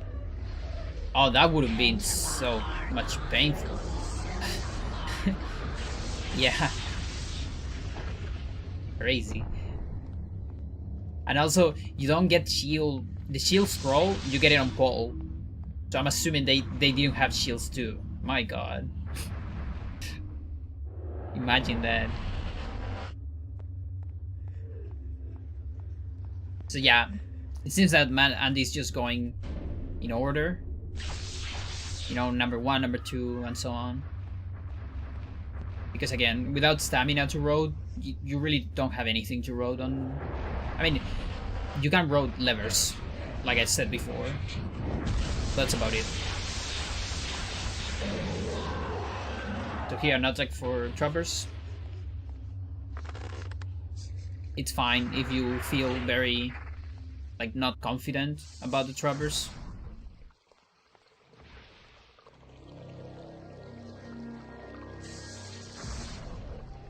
I don't remember exactly. I think my first Edward probably had the revolver equipped always, because there was no punching on doors yet.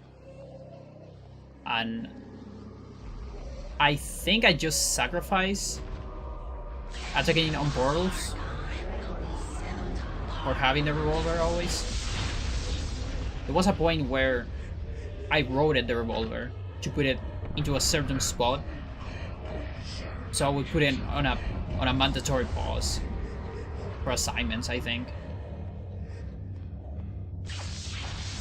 to minimize the amount of portals without revolver. Yeah, they're going on in order.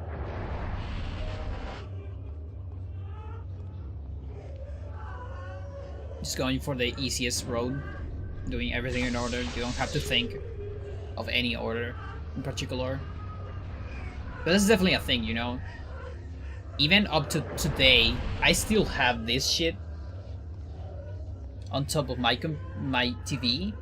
Can't really see it from there, but this thing right here, this is a post-it with the Enga road. I still do that. Because I still forget it. You should not be ashamed of using notes. Never. Never ever.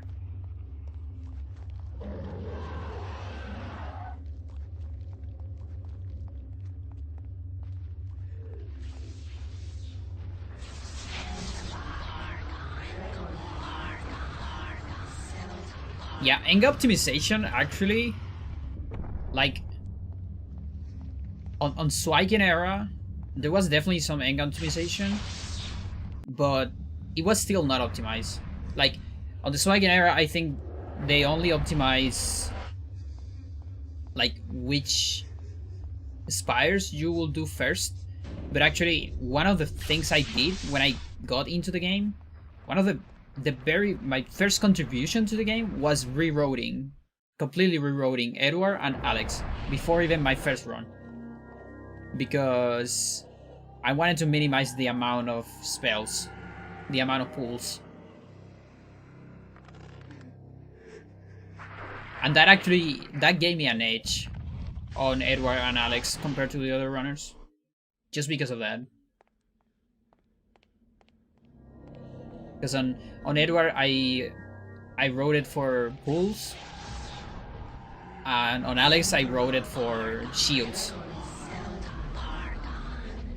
So use shields for stamina, and then you don't have to do any pull on Alex, which we'll see later. I mean, that'll be on another day, because I don't actually know if any runners use pulls on Alex.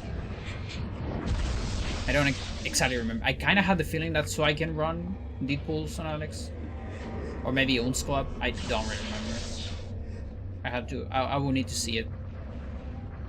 But I did optimize that a little bit.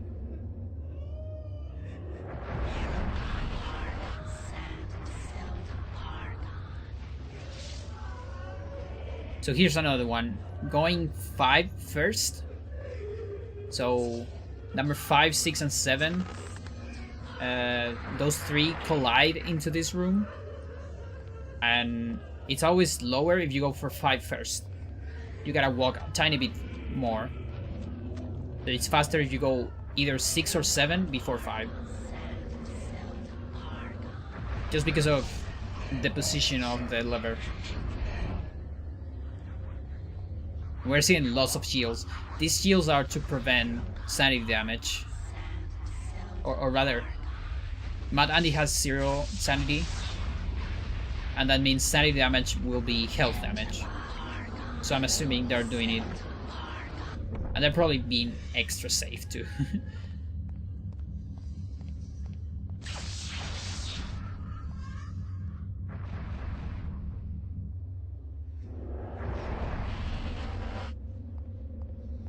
What's going on here? You're comfortable there? You know, it's a pretty hot day, and you're making my legs sweat.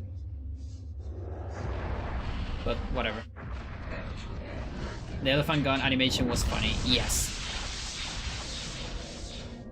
I love that animation.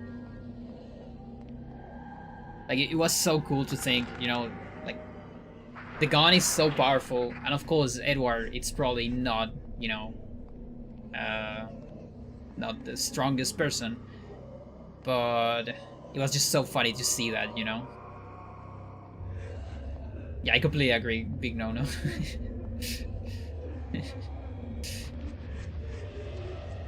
My cat does that too. He's so cute and I can't ever let move. Yeah. Yeah, it's so hard because sometimes, I don't know, you know, I want to get something in the kitchen. I need to move. And I can't because she's so cute, you know, she's like right there.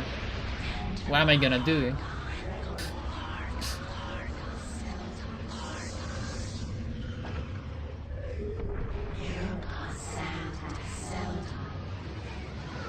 Yeah, Mad Andy is being extremely safe. It's crazy. You know, getting some recovery on the sanity even.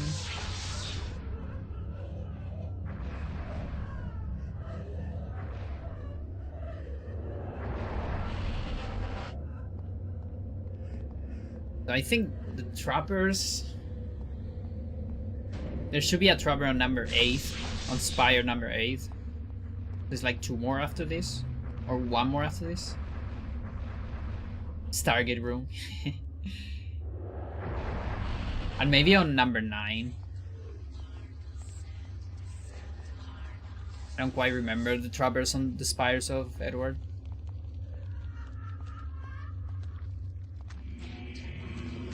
There's 2 Mantork zombies on Enga. In the entire Enga, there's only 2 Mantork zombies. And they are on this room, and they die immediately for the magical attack of the Guardian.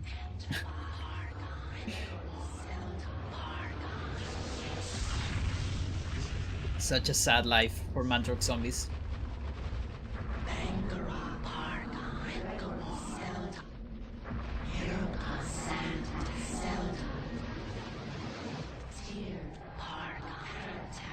Yeah, they really don't want to get health damage from Vision. There's 1 more Guardian on number 9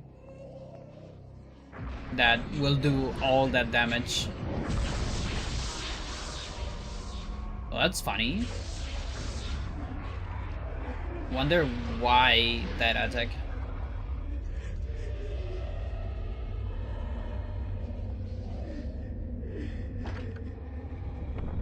Really wonder. Oh, there's 2 more. This is just number 8. That means there's two Guardians. I'm sorry. So here there should be a trapper, I think. If I remember correctly. Yeah, there it is. An attack for just 1 trapper is definitely not worth. You definitely prefer a revolver shot. Revolver shot is like 0.5 seconds or even less than that, like 0.4. A full attack is 2 seconds of casting. Yeah. Yeah, I guess. At least a counter, maybe. At some point. That was an interesting road to walk there. Oh yeah. They just remember about the Dispel. So Dispel 7 is still not done. We're gonna see that on Alex. They're gonna create Dispel 7 on Alex.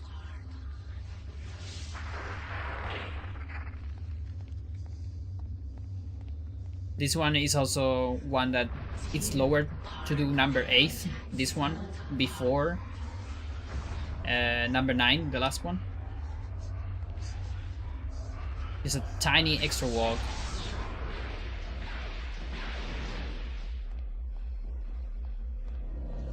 You know, I actually did a kill them all run at some point, where I kill every single enemy. That's when I discovered, because I kill every single enemy, and I also kill all the servants on like Max, Roberto, and Edward. And that's when I discovered that, like, I didn't pay attention before, but the Edward servants are like super glitchy because they disappear. So there's like no way to kill them, or all of them. I don't know, because they disappear and they appear sometimes. It's super weird.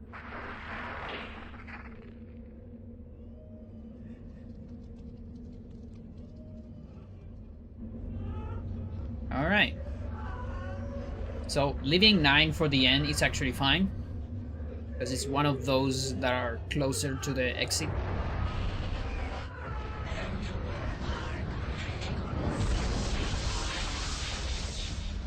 Any spire over number 5, it's fine for the end. These little stairs right there are slower than the others. That magical attack is just to be safe for the trapper.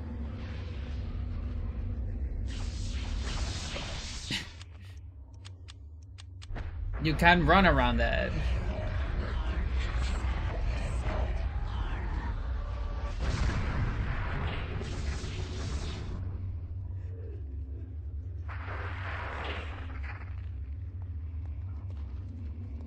You can go either way, either from the left or from the right.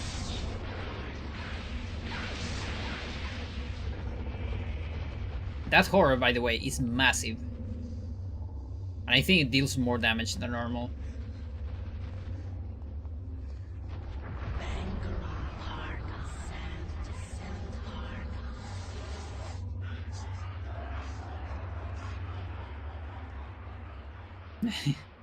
Yeah.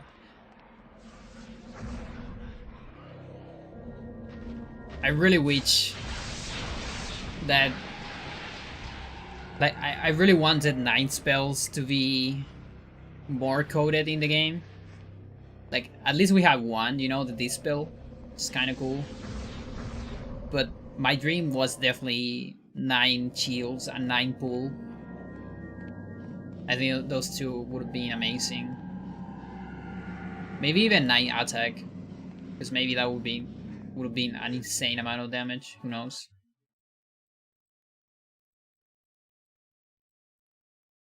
All right.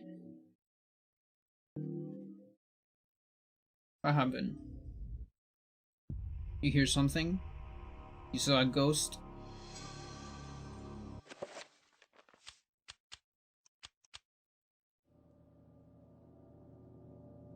Yeah, 9 summon too, of course. But that, I think that's like the least likely. Because I feel like, I mean, that would need it to be cut content, you know? Because it's like a lot. Whereas the others, I feel like you can just, if you just have a formula, you know, like level of the spell times attack, for instance, or times shields, then it's easy to increment, right? But for a summon, you have to fully program another creature. You know, either a bounty for Gatekeeper, Black Guardian. But yeah, that would have been amazing, of course. No shotgun! I'm so sad. Pious fight is gonna be so fun. Can't wait for that. Either that or they're gonna get it later. But I have the feeling that this is gonna be a Gladius fight. Just have that feeling. Also, we saw some creation of spells. I think I even remember notes from Mad Andy talking about, and I think Old Scop too, talking about doing assignments or creation spells at the beginning of segments, because if they fail that somehow, they will reset immediately. Yeah, I used to do that magical attack too, because the trapper could be in 2 different positions.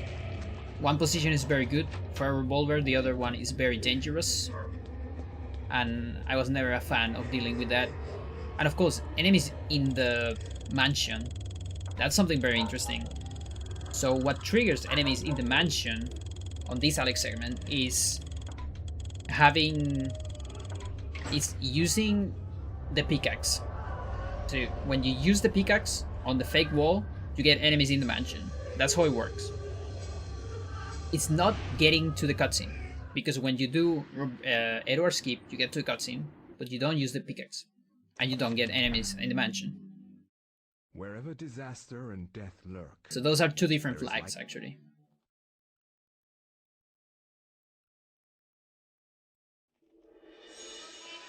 And yeah, let's see Michael. Look at that! The guns!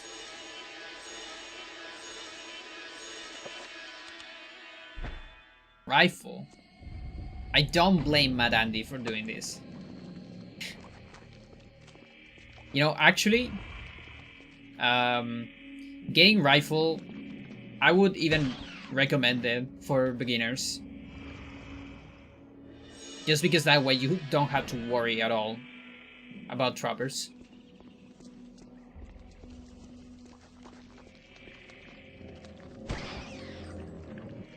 Oh, that's unfortunate.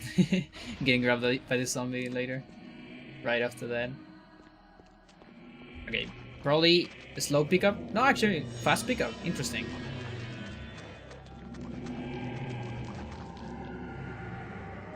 And yeah, if you go all the way, circle around from the right, you're gonna get 1 extra sanity damage here, I think. That plus getting grabbed by a Zelda zombie that deals sanity damage too when they're grabbing you. Gives a very low sanity here for Mad Andy. So, having some trouble with the light puzzle, it seems.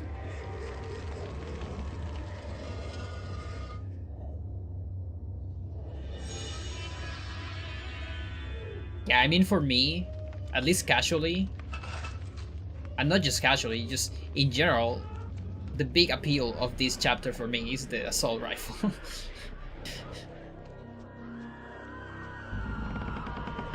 It is a little bit of a shame that it's a time loss on an actual run. Okay, shields.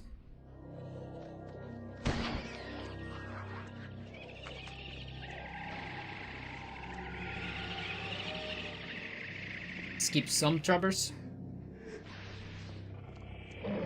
Now big damage here. Shields are gone because it's health damage when you have no sanity. Here, right here, on Swipe and Run, you will do a 7 recovery Zelda, and that's the road I used for a while. My first days, my first months even.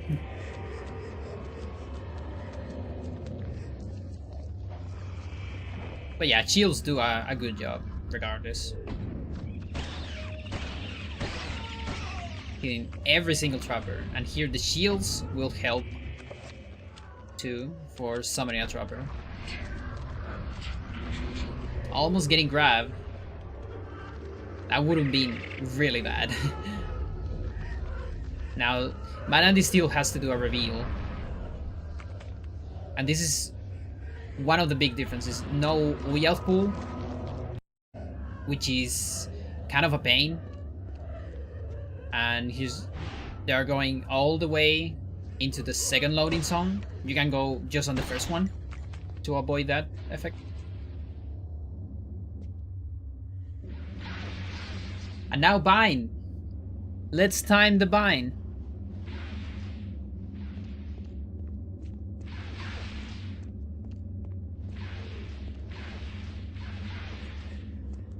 Alright, so they're getting a lot of magic for the bind, of course.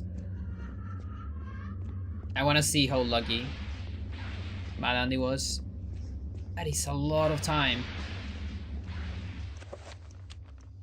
Alright, let's see.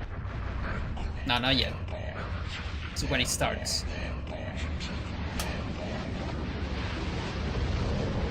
Let's see how good this RNG was.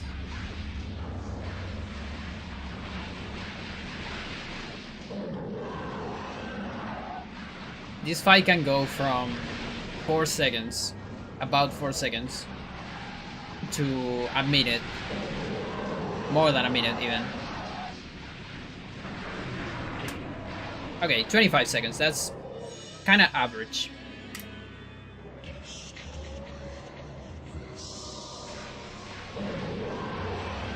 I don't think Mad Andy grinded too many Michaels.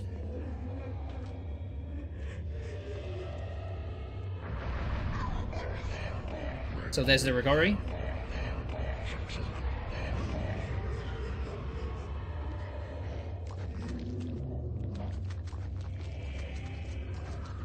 And yeah, not using an oil pool here means you have to do something about this electricity.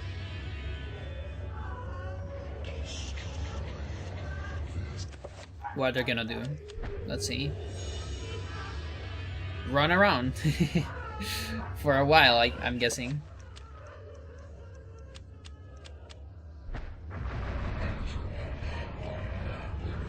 Yeah, 7 enchant for the bomb, of course.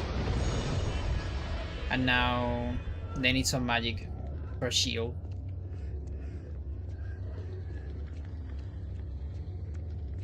Yeah, and I don't know Maybe Matt Andy thought that you will recover magic faster if you run instead of just walk. Because there's no really reason to run here. He might even run. They might run into low stamina. Even with Michael. No, I guess not. Okay, only 5 shield.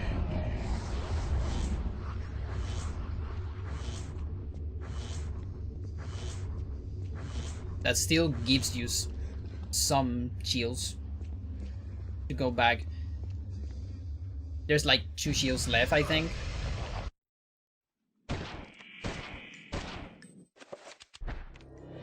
Or maybe just 1 because of the sanity damage there. We'll see. Are they gonna get another? Yeah, they're gonna get another one. Okay. Yeah, just enough for another 5 shield.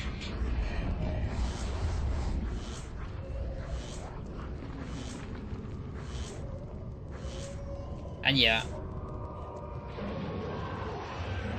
They're probably gonna be alright because the health must be quite high. So this should just be enough. Although I'm worried about the horrors. No, actually this is not that big. The horror might be low health, to be honest. So I don't know what they're gonna do. Maybe just a Zelda recovery. We'll see. The current strategy is to get a pool. Oh, yeah. So shields will save. Because otherwise the horror damage, you're gonna be on low health. And that's a big time loss. Yo, Evilon, how you doing? Num Num, you were eating?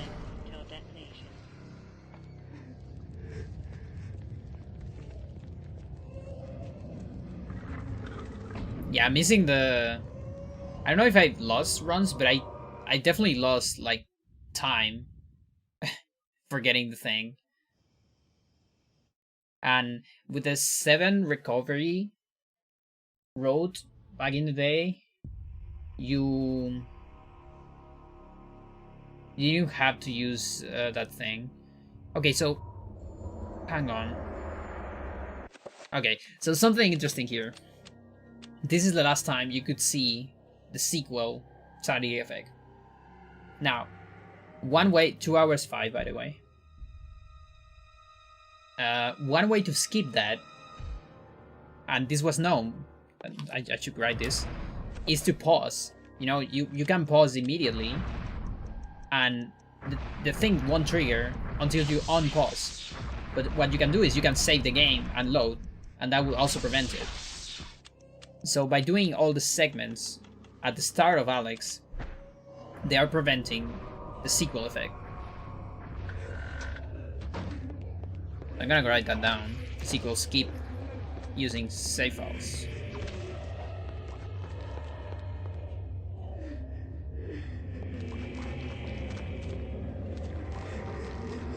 You had pizza? Nice. I want pizza so much. I haven't eaten pizza in a while. That should be illegal.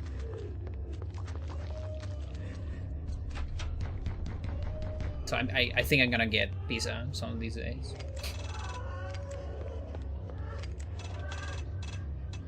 Okay, light puzzle.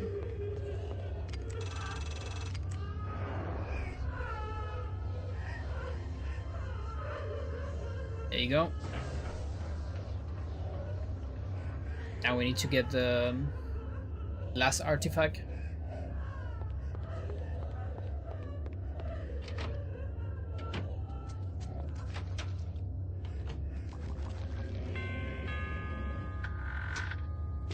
At some point I think there was a road with 7 recovery for Alex here too.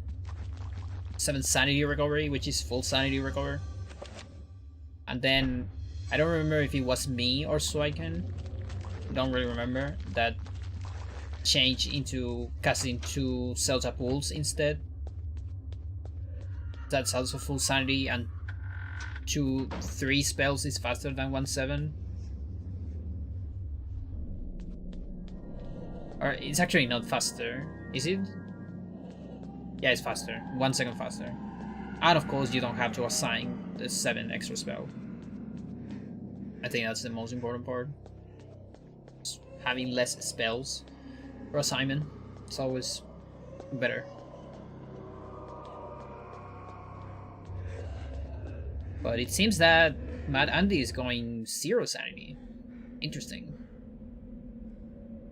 Because, you know, unlike Edward, you will see sanity effects here. On this room, only this room on Enga is the only room that gives you sanity effects. Okay, so that's a chill and a dispel. They just created this spell. Look at that! Where is it gonna cast this spell? Close? Interesting. Wait, what? Seriously? Oh, that's so interesting. Alright. This is very odd. Like, it makes me think. Is that faster? Or they didn't know that you could cast it? I don't know. It might just be faster. Or... I'm not really sure. Yeah, all strats. Like, what I did on my first run was doing the shield before to use it for stamina.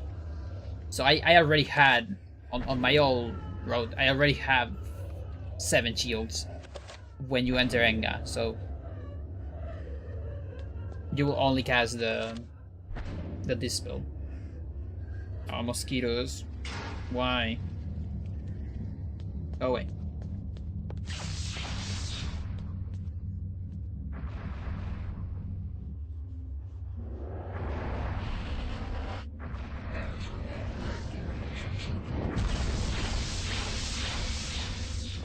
Okay, so same thing here. It seems that Mad Andy is just going in order. Because number 1 first, number 1 is slower. First, go for this before number 2. Or, no, never mind. No. Forget about that. There's no lever here. You can do either number 1 or number 2. Now, let's see if Mad Andy connects this into number 6. That's the important part. Because otherwise, we're gonna see an extra cutscene. Also, let's pay attention to this road to see if they're optimizing shields or not. Nope. Okay, we're gonna see an extra cutscene later.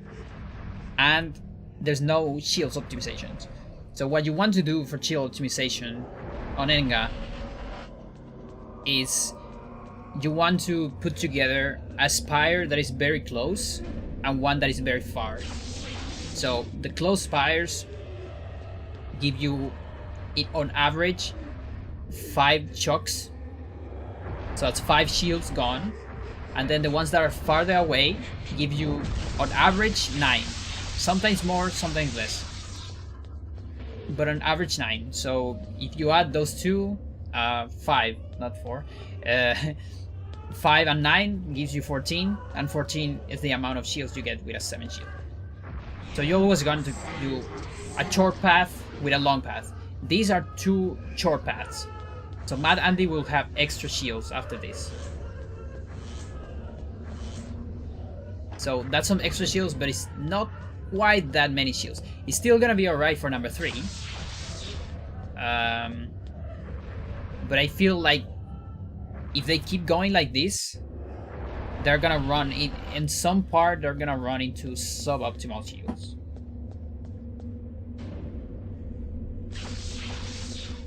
And the other thing you want to do on this old road, you know, before FreeCast, which is what I did when I optimized this chapter, is using shields for stamina. So basically every time you might run out of stamina, you will cast a shield. And here comes the summons. Look at that, summoning very far away. You can summon a little bit closer. There's also an strat that's very specific to summon very close. But if you don't quite know a good position, the trapper might summon very far away. Yeah, this is kind of a far zombie, I would say. Such a far zombie. That sucks. There's no strat for the zombie to do it way faster, but it's... Oh, look at that! They cancel the walking animation at least. That is something.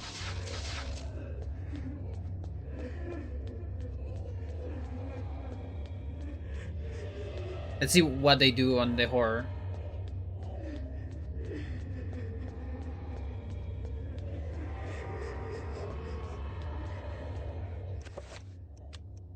And they're gonna do it out of... Yeah, okay, so this... I think that was by accident. That's my guess.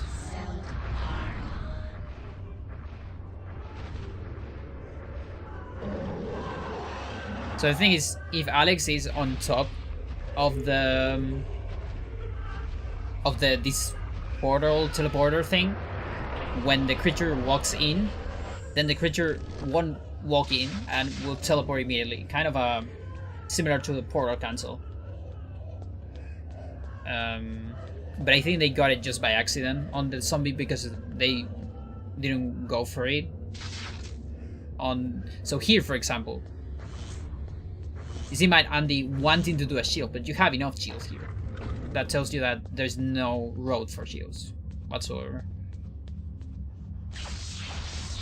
Also for the summons, when you used to do the summons,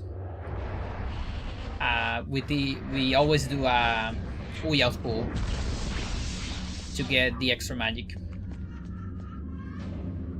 because you know you're doing the 3 summons. Summons are very expensive, on the most expensive spells, so it's definitely better to, you know, have a lot of magic, even on Alex.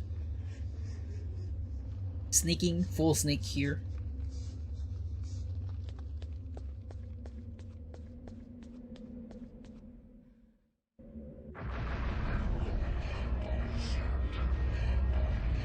And then shields here. So these shields will be alright, because it's number 4 with most likely number 5 next. Let's see. Yeah, so number 4 with number 5 match together fine, because it's 5 shields and then 9.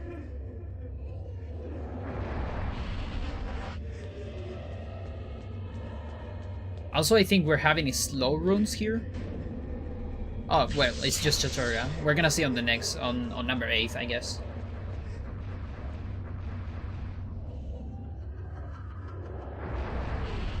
Probably an attack here? Yeah.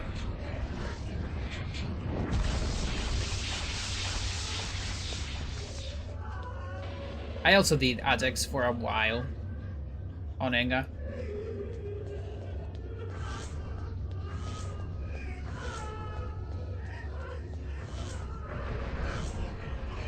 You don't actually need that.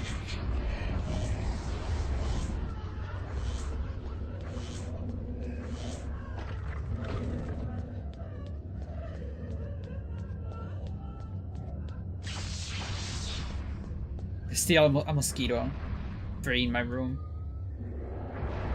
I tried to kill it a couple times.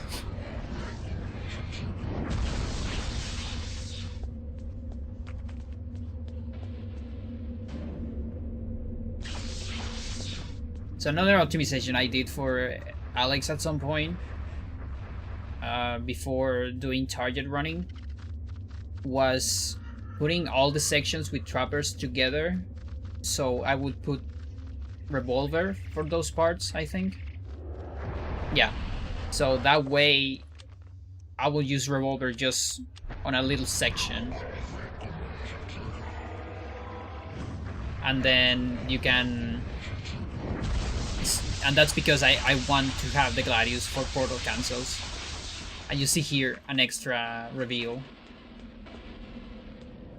What you can do is you can link the previous reveal with this one. and then the trappers won't be invisible. And then this shield, it's better to do it here. You actually... So that was number 6. Okay, it's better to do it at the beginning of this room. That way you will gain more stamina.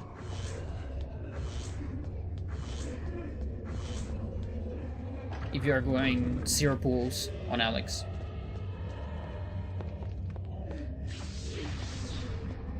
So yeah, these shields will be awful for number 7. So we're probably gonna see Mad Andy doing another 5 shield. You knew the trappers only needed 3 reveal, but not the vampire. Yeah, actually. Interesting.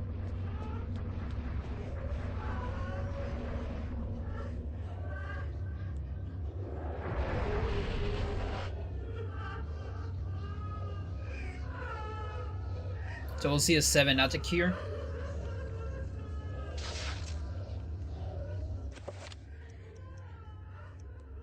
Yeah.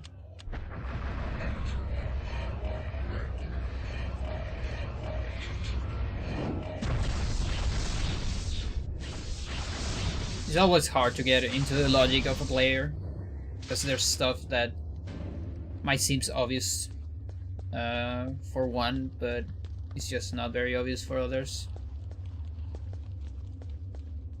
Again, I think one of the things that surprised me the most is the spelling cutscene on our attack barrier. I would really love to know if they did it on purpose or not.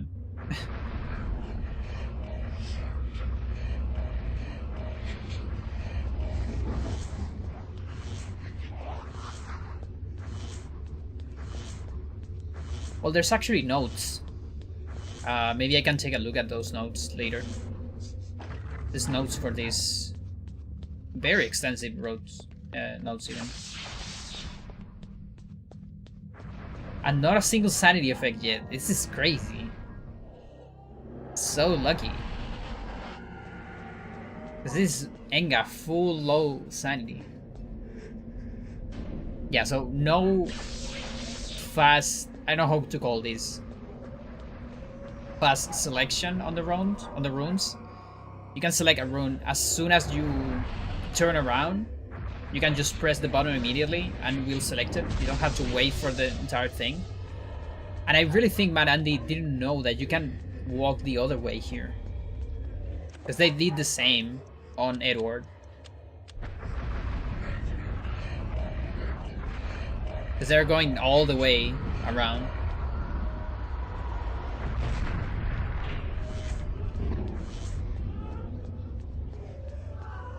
So shields here.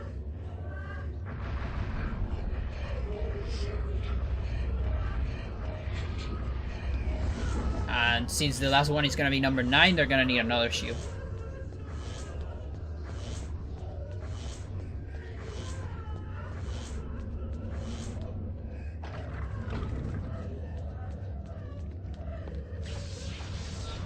And let's see how this bind goes. I'm gonna close my window.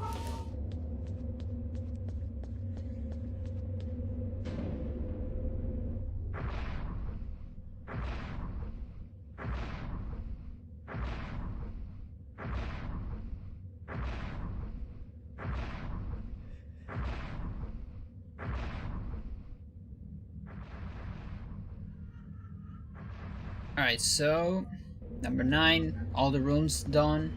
We're almost there. Getting close. I want to time. I have a timer here because I want to time the vine. I'm just curious about it.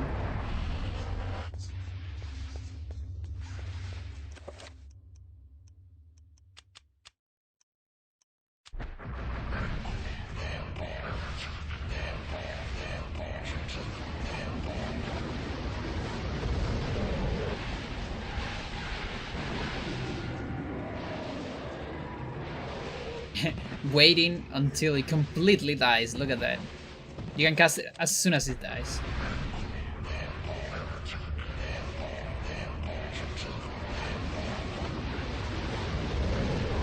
But at least they're getting extremely close to the cores, which saves time. So that's 31. That's fine. It's not the best, but it's fine. I would say it's below average. Like it's slightly below average. Okay, just running with low chills. Nice. They wanted to go up, but then they regretted. So polite, yes. Okay. They could have actually went for it, I think. You definitely have enough time for a 7 shield, I feel, here. And that's the thing, there is sanity effects here on Alex. If you are low sanity. You can actually finish spells in sanity effects. And some of them will remain, like shields for instance. Shields will remain. So Matt Andy either didn't know about it or just got desperate, you know? Because Alex was going down and so the spell was kind of invisible. So maybe they just reacted, you know, like what's going on? They move. Interesting addition there. They just move out of panic or something. Okay, Salsa recovery before Pious.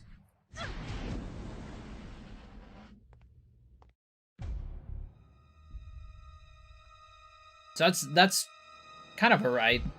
Pious does a lot of sanity damage, it's kind of crazy.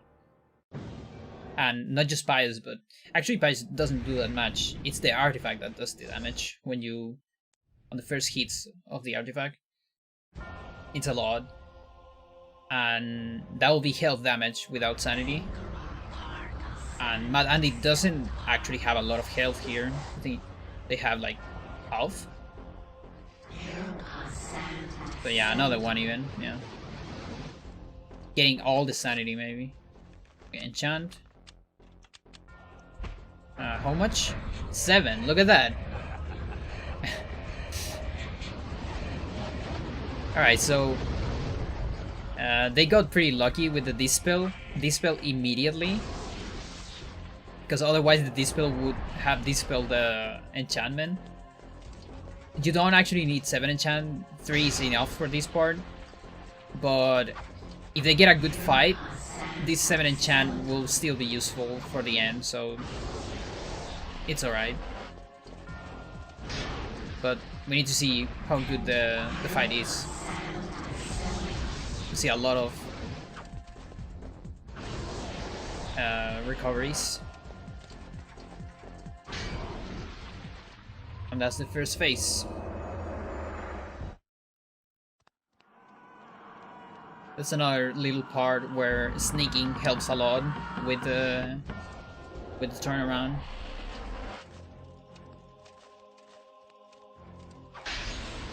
Okay. So baiting attacks. That's good.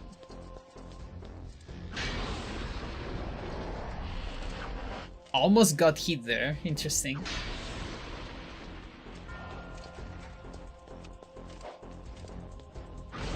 Now for Kareem.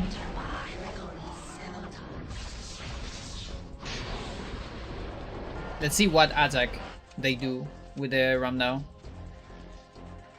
Neutral. That's good. It's faster to do right attack, I think. But at least they didn't do overhead. That's phase 2. Now Max, of course, waiting for a good position for Pies, because it's very easy to get caught by Pies with Max and Roberto.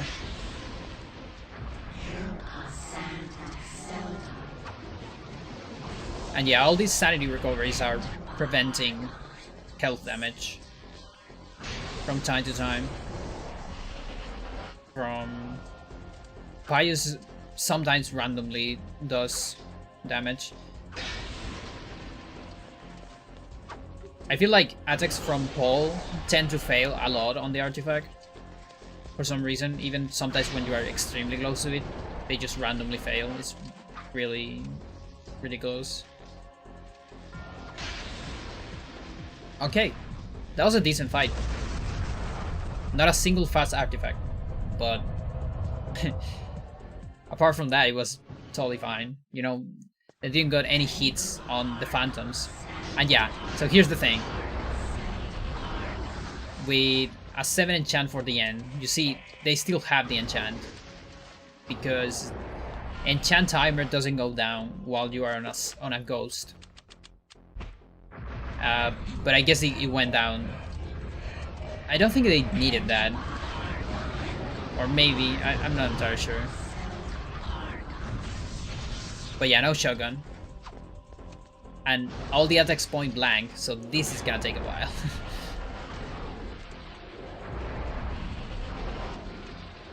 So every time you damage Pius too close, he will teleport. So you see there, for instance, there was one hit that wasn't close enough. And it didn't teleport. And you can put yourself in a position, even with Gladius, where it doesn't trigger teleports.